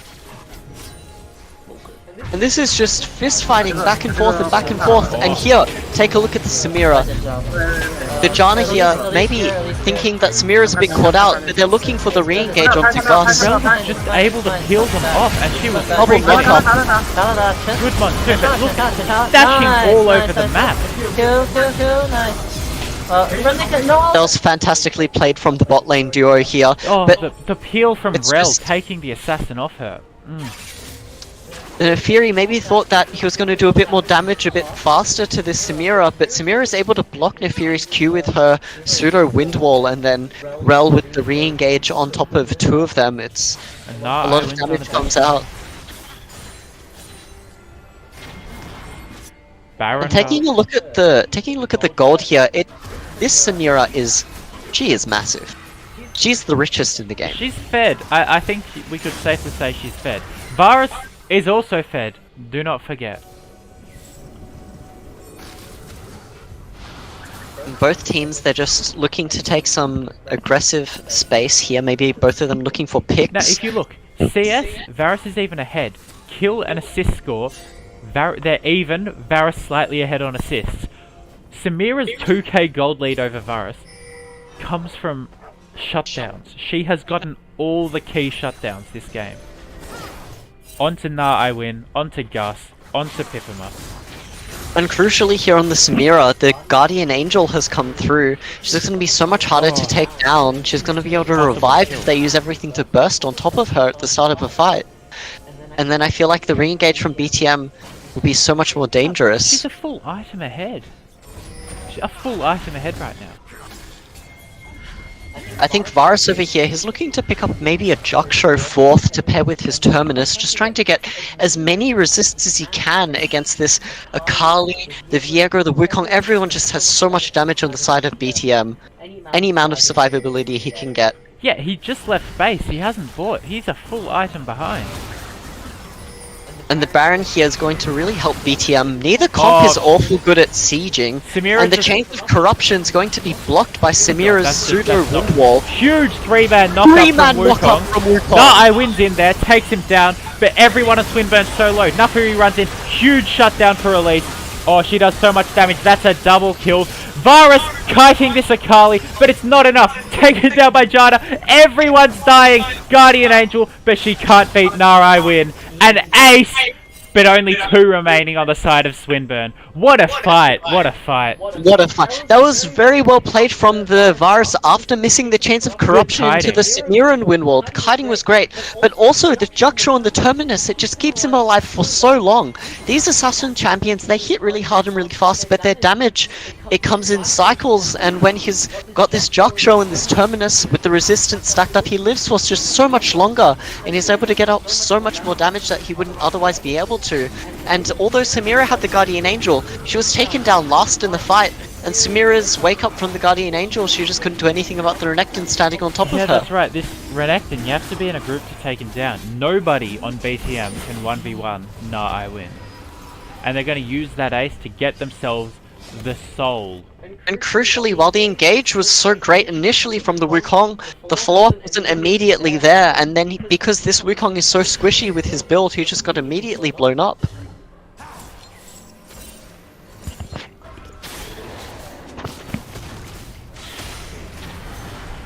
We're just gonna ignore that. That happened. Were we just watching as SMLZ just used his what do you call it? The QSS? Oh, pro view here for, Here we go, pro view from the Yeah, Varus. flashes Great out of flash. and no one's hitting him. He's getting healed by Jana. They can't get to the back line. Yeah, I win, Elise, everyone. The front line's doing everything.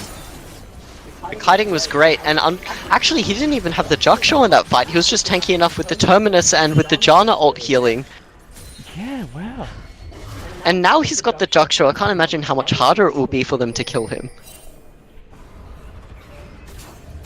Yeah, right. And the Morello does come through on the side of the Akali, trying to reduce any healing from this Renekton, crucially, I think that they can get. But Swinburne, they ended up picking up the Chemtech Dragon in the meantime. And you know, normally the Chemtech Soul, you know, some people would say it's the worst in the game, some people say it's not very good, which But with to be, Jana, which is fair.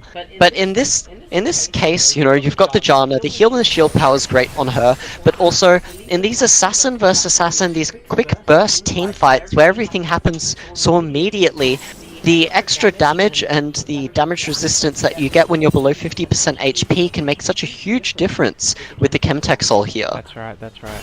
A lot of these champions are so And, predicated on finding those thin lines for kills and finding those resets in the fight, and if Chemtech Soul even throws that off by just 100 damage, it could change everything. And SMLZ, his QSS just come off cooldown after he used it.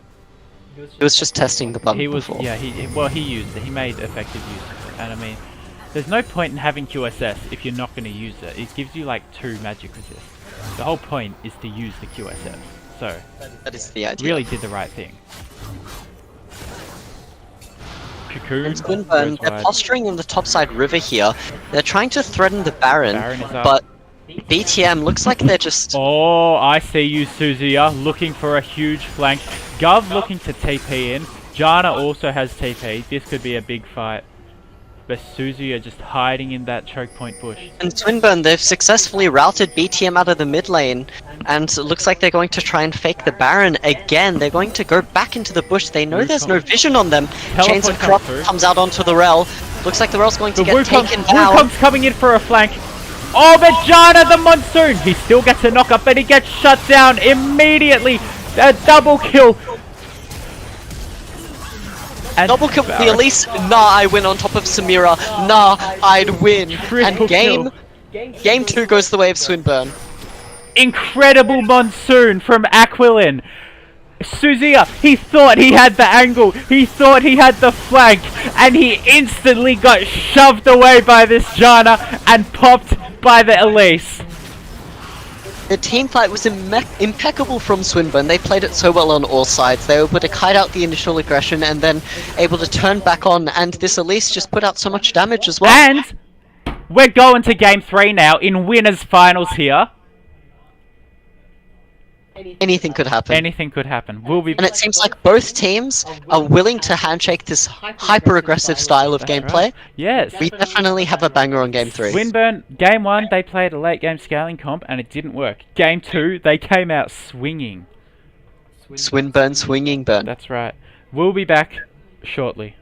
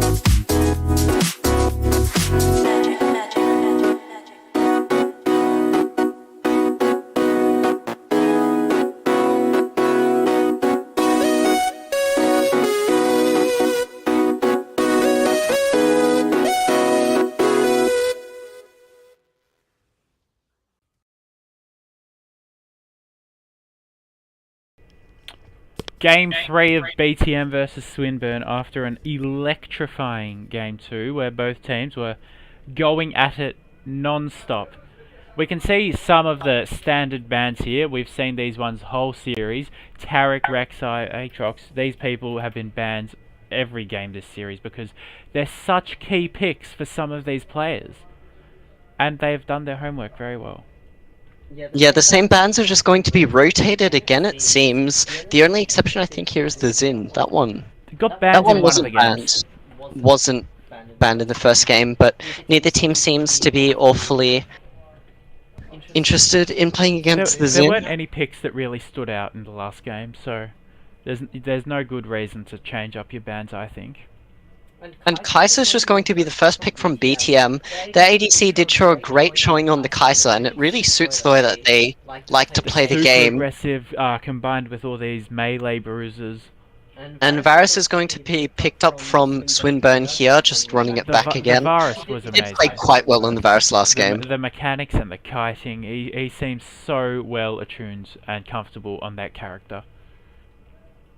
And I wonder what the follow-up pick will be here. That looks like they're just going to run it back with the Elise again. He did have an amazing performance on the Elise, even though the first few levels weren't so amazing. It really started to pick up once he, got his second and third base in, and he kind of just took over the game. Elise is really hard to play in the late game.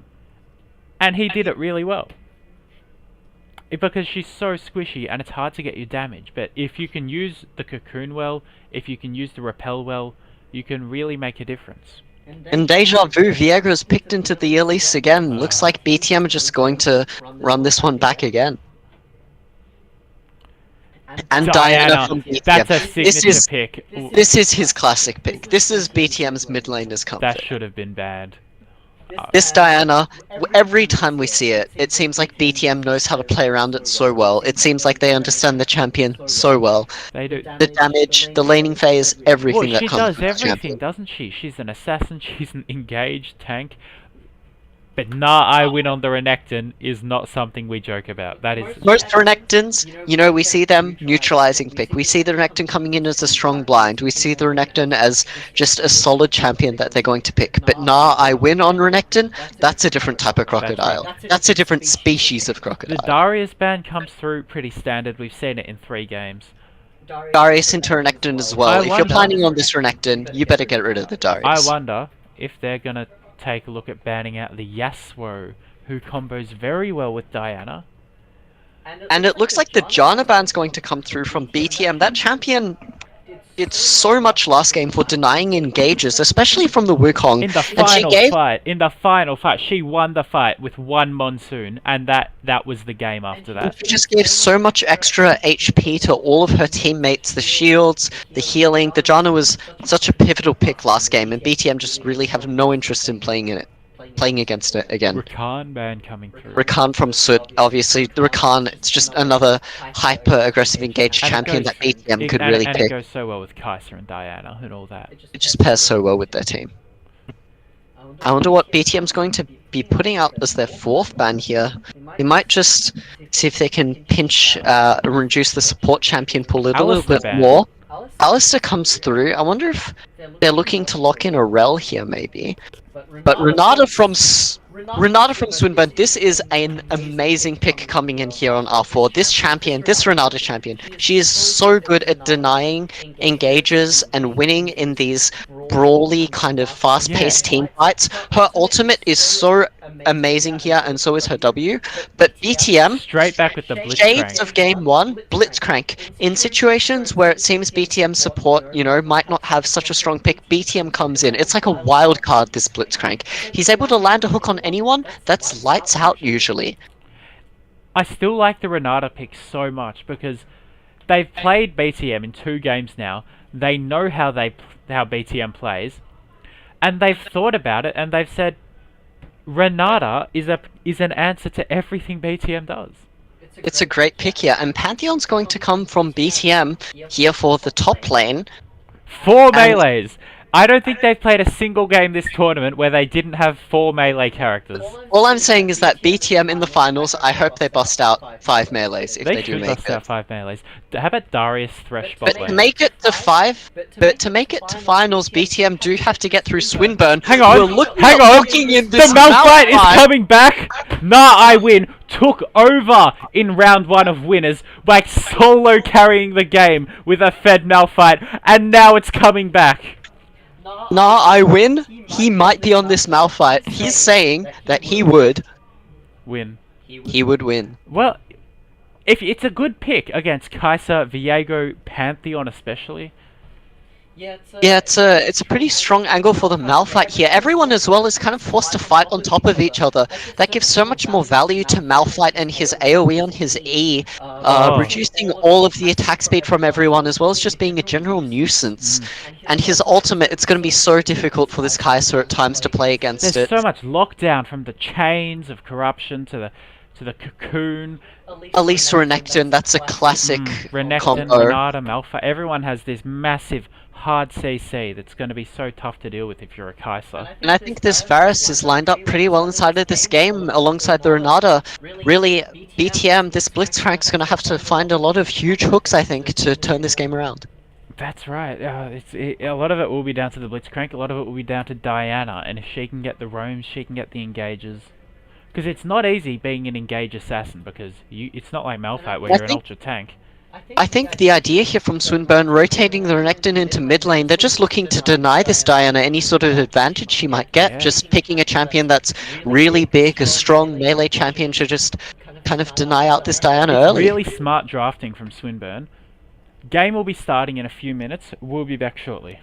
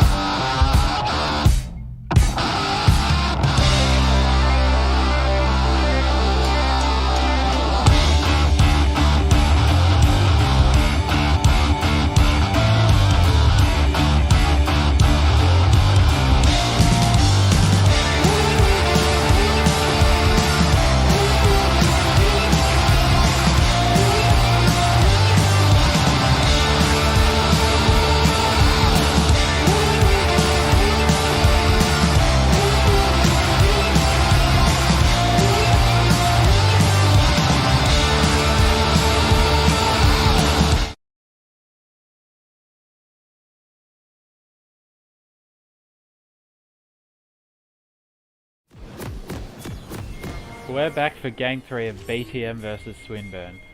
We've had It was a huge second game. 2 insane games so far.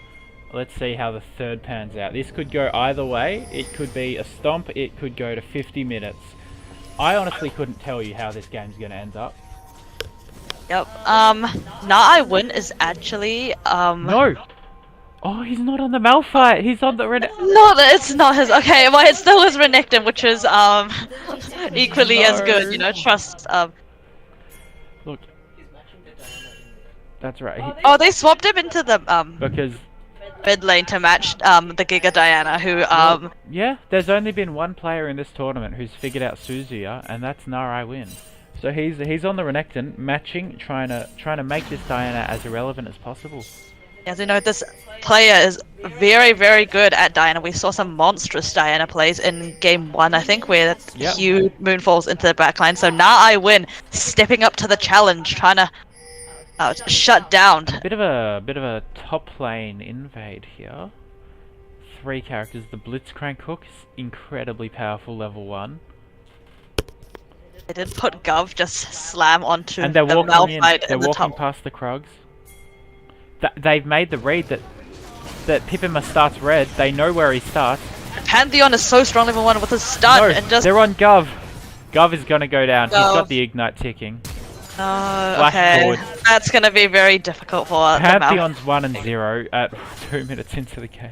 Yeah, Pantheon's strong early game champion. He falls off after a while, so he definitely needs to get accelerated early. Look, this Gov, I'm sure he's a great Malphite player, but he's not I win, is he? Yeah, he is unfortunately not Malphite getting jumped by Pantheon. Actually, quite decent trade, you know. Pantheon started W, which just gives you a burst of damage at the start and not that much after. But we can see in the mid lane a Okay, level go for 2 gank level coming 2. down from stop here, stopping I win right in the I track. win's kind of trapped He's trying right to 1 now. vs 2. His Elise is there, but so is the Blitzcrank. She gets hooked. Oh, that's a terrible start for Pipima, who needs the early leads to get ahead on Elise. Because Pipima got pushed out of their jungle early, so they tried to find something back. I guess they were in trying to invade. Renekton's still trading mid lane. Replay coming through, not much to see. Yeah, that's unfortunate start from Swinburne. You know, the game 2 was looking really good, but unfortunately game 3 the start is a little bit sad. Yeah, Actually, well, okay. this Janna's on about 1 health in top lane.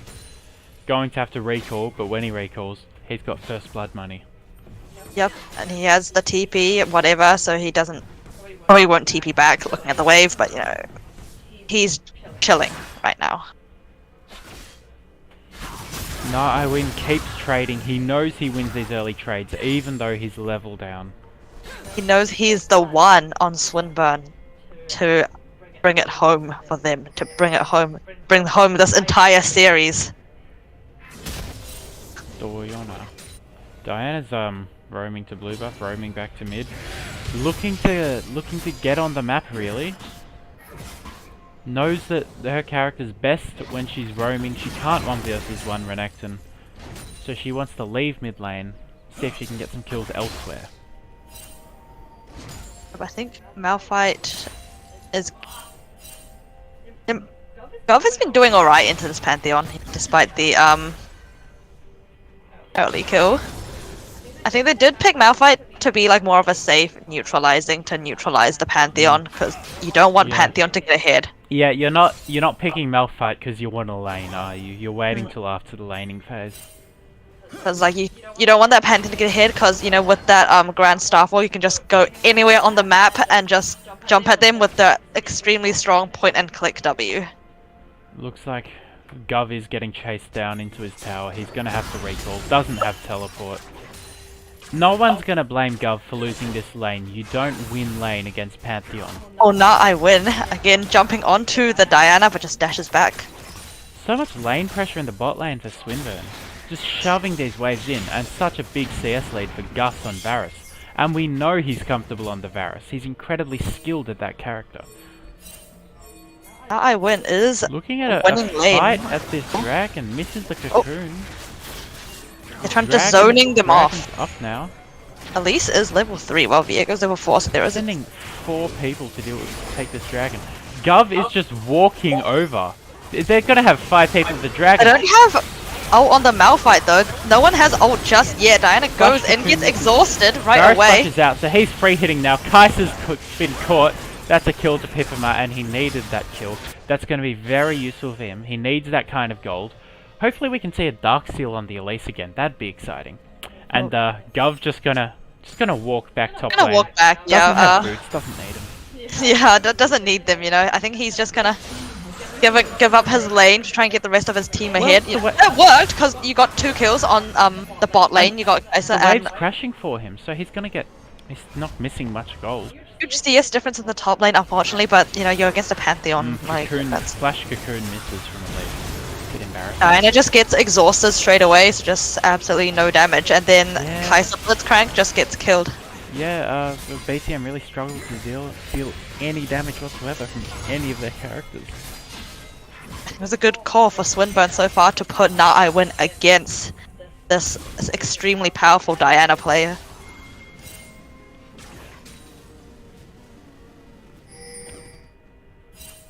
Game But even right A now. lane swap like this could be, and it's a risk they've made, and it could be an incredible thing that figures out BTM, wins them a series. This is winners finals. Don't forget, winner of this goes straight to grand finals. Loser is gonna have to battle it out in the losers They can finals get next their week. $1,000-something cash It's prize. $1,000-something for shared between first place. It's you want to win, okay? Yeah, especially because, like, you know, that money, you know, if you see that increase in your bank account, you'd love to see those. And right now I win 1 kill and 1 kill on Peppermint as well. Last game, the Elise, the Renekton, those were very, very strong performances. Elise And that taking that scuttle crab could be looking for a Varus play is slowly mid like lane, a dive mid amping lane. Renekton and Elise is a classic combo, but they're roaming together. They're gonna dive bot lane. is trying to put this Kaiser and Blitzcrank even more further behind than they are. Oh, they're just shoved in. They're taking so much poke. Hook Actually, misses completely. they're waiting for the minion wave. They're just getting poked so much right now. It must suck to be the Blitzcrank. Oh, they dodged the pink ward. Level They 7 dodged versus the ward. level- Kaiser spots them, but she's gonna get dived. Stop Hair is coming to reinforce, but this is still a 4v3. They can't Flashes fight out. this. Flashes out before the cocoon can land. Dominus Good popped by it. Stop here to respond and stop the 4-man gank.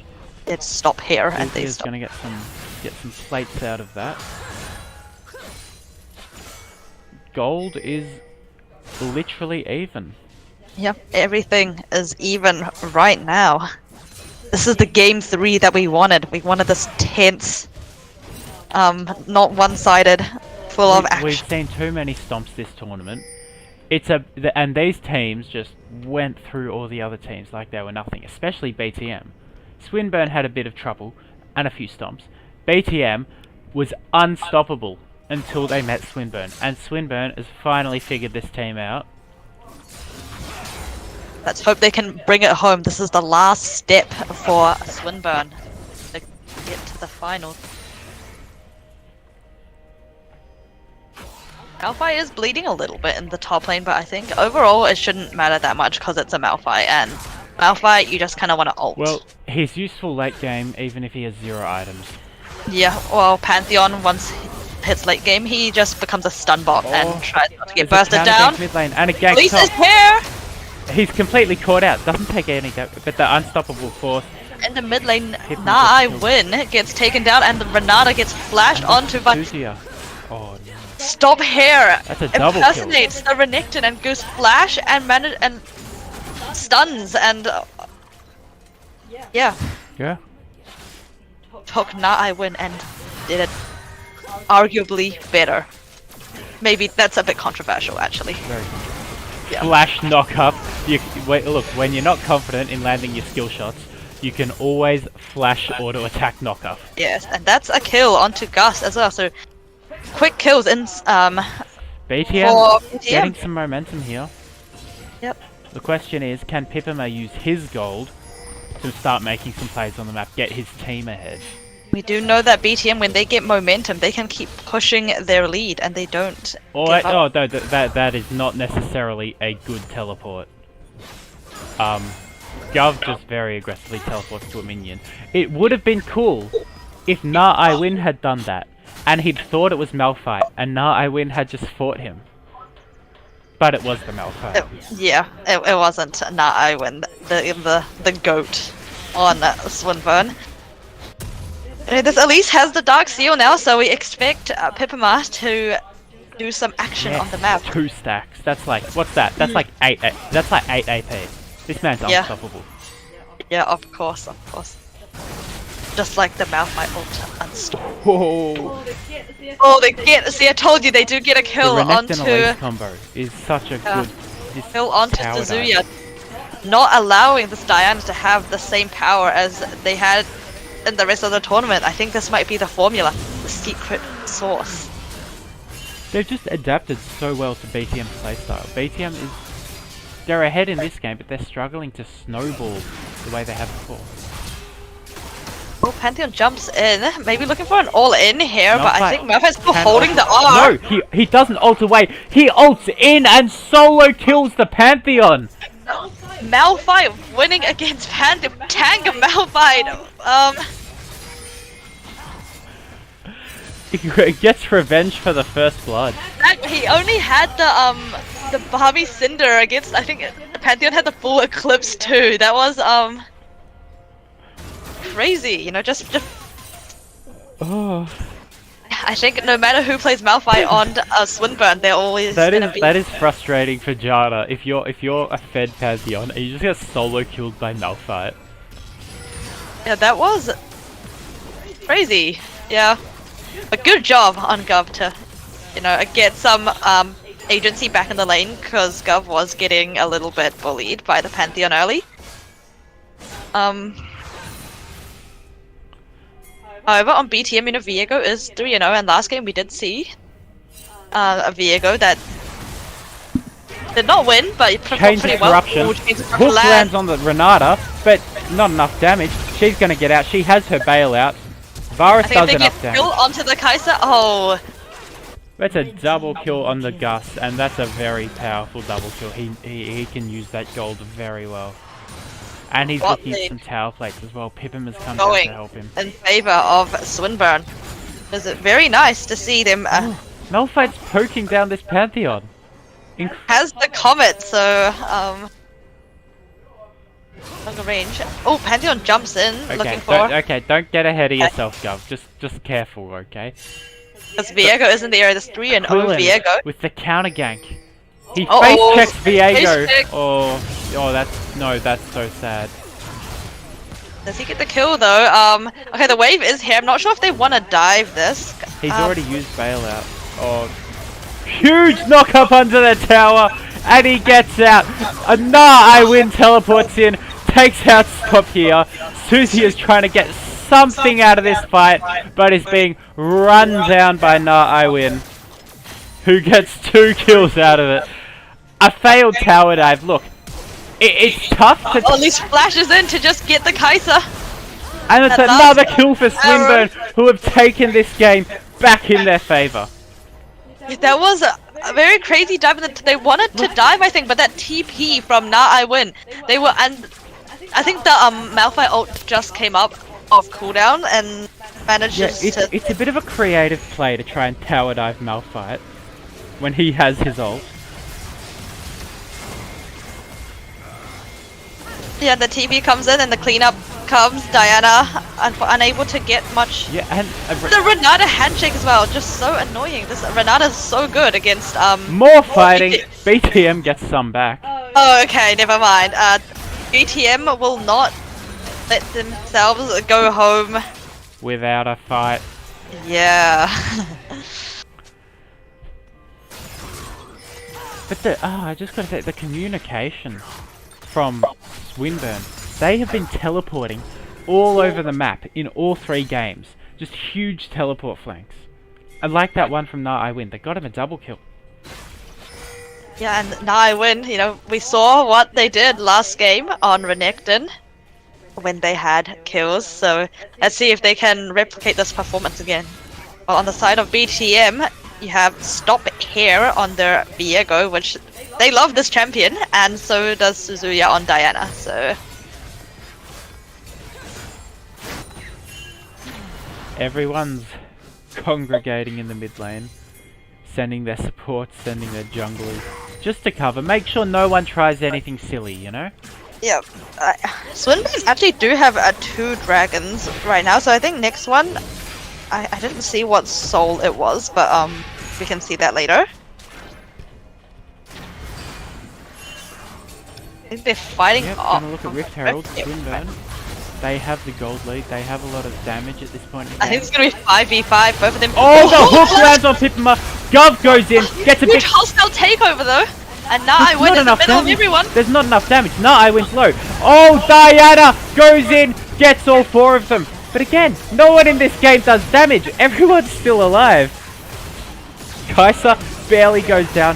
Gov. That Pantheon just Oh, and finishes that's off. an ace. That's an ace for BTM. Ace over the Rift Herald.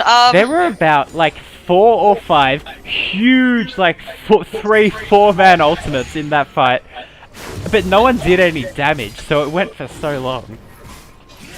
Yeah, no one did that much damage. Oh, this is gonna be. Luckily for BTM, they get the Inferno Dragon, so stop the dragon stacking. And It starts a amazing beautiful hook, hog. amazing hook. The hostile takeover was so Wombo good can't- too, but then look at Diana. And Varus, Gus, his team had locked up the whole enemy team for like 5 seconds, and he just stood there and didn't even attack them, and that cost him the fight. After he did so well last game that you hate to see it. And now, as is the Diana who kept getting bullied and trying to put behind by Swinburne, just manages to find a beautiful angle for the Moonfall yet again. Hex Flash over the wall. I called this one out before, and he misses the cocoon. Not the easiest spell to land, so Look, it was still a good play. You still got the tower, but you can't miss those. In a game like this, at this level of play, you can't miss those cocoons. high tier, higher than MSI, That's right. like huge. Dude, if Na'Iwin was at MSI, he would beat a lot of those mid laners. Those I'm sure he would North beat American Oran. and Yeah. oh, terrible thing.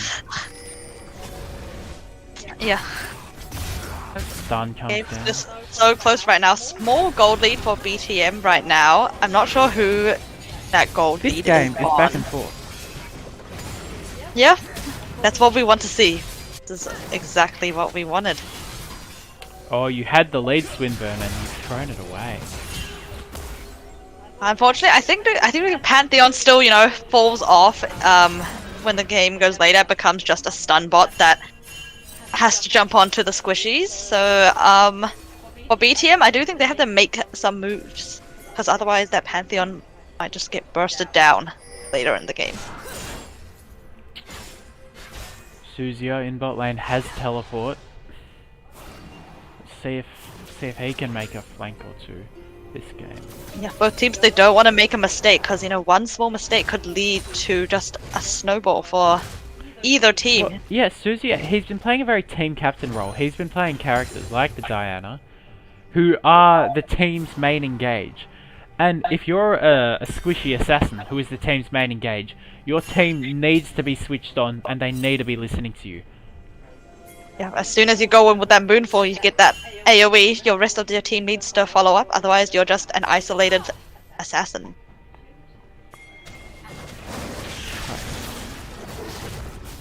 Kais has finished the cull SMLZ, he's got a lot of gold waiting for him. Yep. But he's still behind on kills and on CS to Gus. A cocoon that just goes wide again. It's very hard for Kai'Sa to play into Renata. Renata has exhaust and handshake, hostile takeover. Very annoying, but BTM have been finding those angles, Yeah, Like in the- absolutely. The earlier team fight we saw, the hostile takeover hit 4, but they still managed Oh to get no, I win face checks the Diana. She has so much burst on him. CC, he can't move. He's dashing out, but he can't get away. Bad face check. Very bad face check at a bad point in the game. Ooh, now I win running. I mean, Viego. Sorry, with now I win body. Going to engage onto the Elise. Oh, huge from Renata. That's a kill for Renata. Oh no, if you're Viego, that's a bit Yeah, embarrassing. Diana's here though, but so is Varus and the rest of the team. Ooh, the beautiful Sniped. sniped. Oh my, Oh, flashes. the you're fast dirty. screen. You're dirty, SMLZ. Wow. And Gus had no chance of corruption. Couldn't contribute there.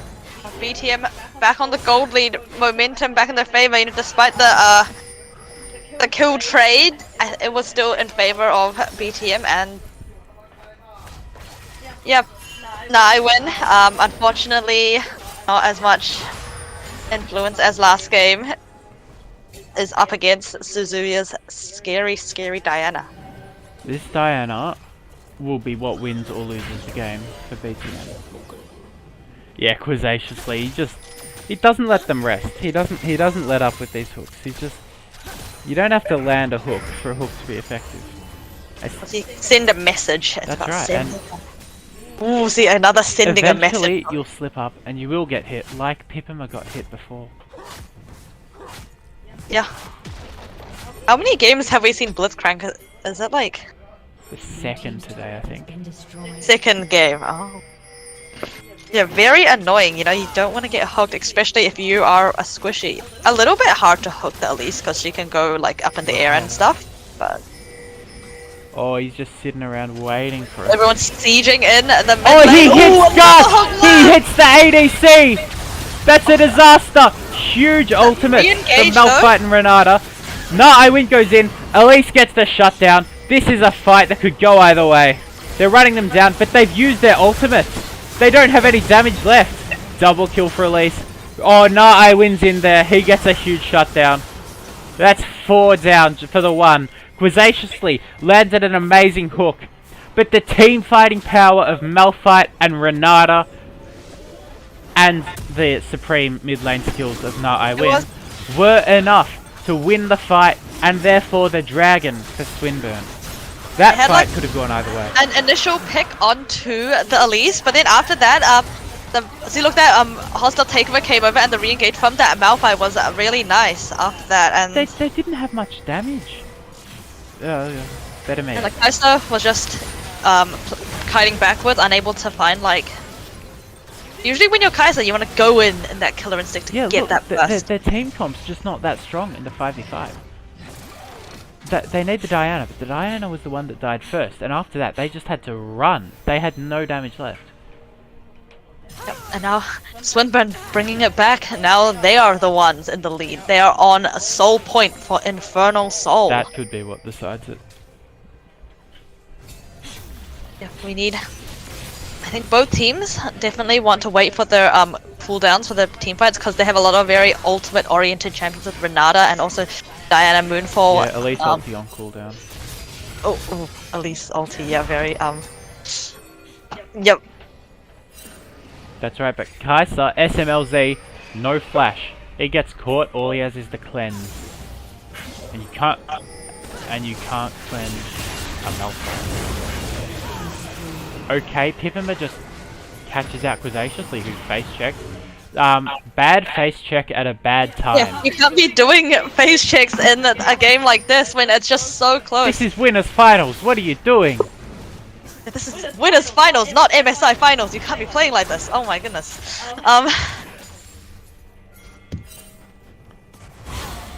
Oh, they're running it down. Lands the point and click, doesn't land the cocoon. Oh, lands the point and click. Beautiful. Oh, Viego's coming though. Gov is just dueling down this Pantheon, wins the trade as Malphite. You'll love to see it. I think it's hard to play as like Pantheon now because usually you just want to jump squishies and like burst them, but against a Malphite, that's not Nothing happening. you can do. A Malphite with, take a look, a lot of armor. Yes, I think Swinburne is definitely favored as the game goes on. You have your as the game goes on, you know, your Pantheon becomes kind of useless. Oh, stops the recall from Gus. We're starting the Baron. We're just teleporting in. BTM, but Swinburne's onto it. They know. They had no vision, but they knew. They're there. And they get there in time. They're surrounding them. Malphite's here. There comes the hostile Hostile takeover. takeover. Hits 2 of them. Doesn't do that much. I wins on the backline. Varus is still alive. Malphite comes in. Malphite doesn't even need to use Unstoppable Force. What was that play, BTM? You lost 4 people and got nothing. And Baron goes over too. They tried to sneak her, but they were just tanking Baron damage, and that Renata ult was just so powerful against such a powerful ultimate. And I win just... He just walked up slowly and stunned the backline and just killed the backline. Watch this. let's rewatch Watch this Renekton. He's going to walk up slowly and just W this guy. That hostile takeover hits, and then he just dashes Get from the the back, Diana. pincering them. That's the carry. That's the one you need to get. After that, it's just over for you if you're... Iwan knows his job. It's to get that Diana just out of the fight. Don't let them find that angle to get the ult. Yeah. There's just not enough damage on BTM, and there's no peel for the carry. Without that initial... Well, good hook there. That's going to be a pick on Narai Win. Okay, pops the dominance, and that's removes one Baron buff. That's important. Blitzcrank flash for the Renekton. Viego just at least just walks up to Viego. If he got caught there, that would be... Swinburne very much holding the momentum right now in this game. They have the ultimate they need. They have at least the ult they need. That's right. Is this Soul? No, it's not up just yet. They blast coned into the Baron, into the Dragon Pit. But you know that when the next dragon do come up, I don't think BTM wants to just give up the soul just like that. It's definitely going to be a fight, and we know that fight is going to be exciting and explosive with all these big game-changing ultimates on each 3 characters who you don't want to be fighting in a Baron Pit, in a Dragon Pit. Malphite, Renata, and Varus with the ulti where the chains connect to one another. At the same time, if Diana gets that beautiful moonfall, which we have seen them get, you know. See how this team fight goes. Both teams don't want to give up control. You need to open with the chains. Swinburne does not want to give up. Oh, here comes into the back. Wants to catch the Varus. The Varus, very nice positioning move. Diana goes in, but she only gets the front line. She misses Gus completely, and that's the fight for Swinburne. There's 4 people down instantly. Look, all I'm saying is, if you're Suzuya and you see a big ult, but it's on Malphite and Renekton, you shouldn't go for it. Yeah, that was a very unfortunate. And Pantheon tried to ult the backline to get into Varus, but very nice movements from Varus to just so well hide behind. They just moved as 5. Oh, at least he gets hooked. But you know, with Baron buff, are they trying to end the game here? Is this here? the series for Swinburne? Has someone finally stopped BTM? Swinburne University are moving on to the grand finals. This is incredible. 2-1 victory. You know, they got kind of stomped in the first game, but they were like, no, and then they adapted so well. They figured out, they downloaded BTM's playstyle, copied some of it, and they figured it out. The first team this whole tournament that's been able to figure out BTM, and that's Swinburne. So the Diana unfortunately got shut down that whole game. And I gotta say, MVP, I win once again. On the Renekton, shutting down this mid lane carry in the Diana. He's just such an effective player. Switching from top to mid. He can play any role as well. Yeah, that was a beautiful 3-game series, and we'll see you guys next time. Whenever we will. I've been Germana. I'm Awakened. Special mention to our third caster. Wow, what a hero. We'll see you next week for Losers Finals on Saturday and the Grand Finals on Sunday. You won't want to miss it.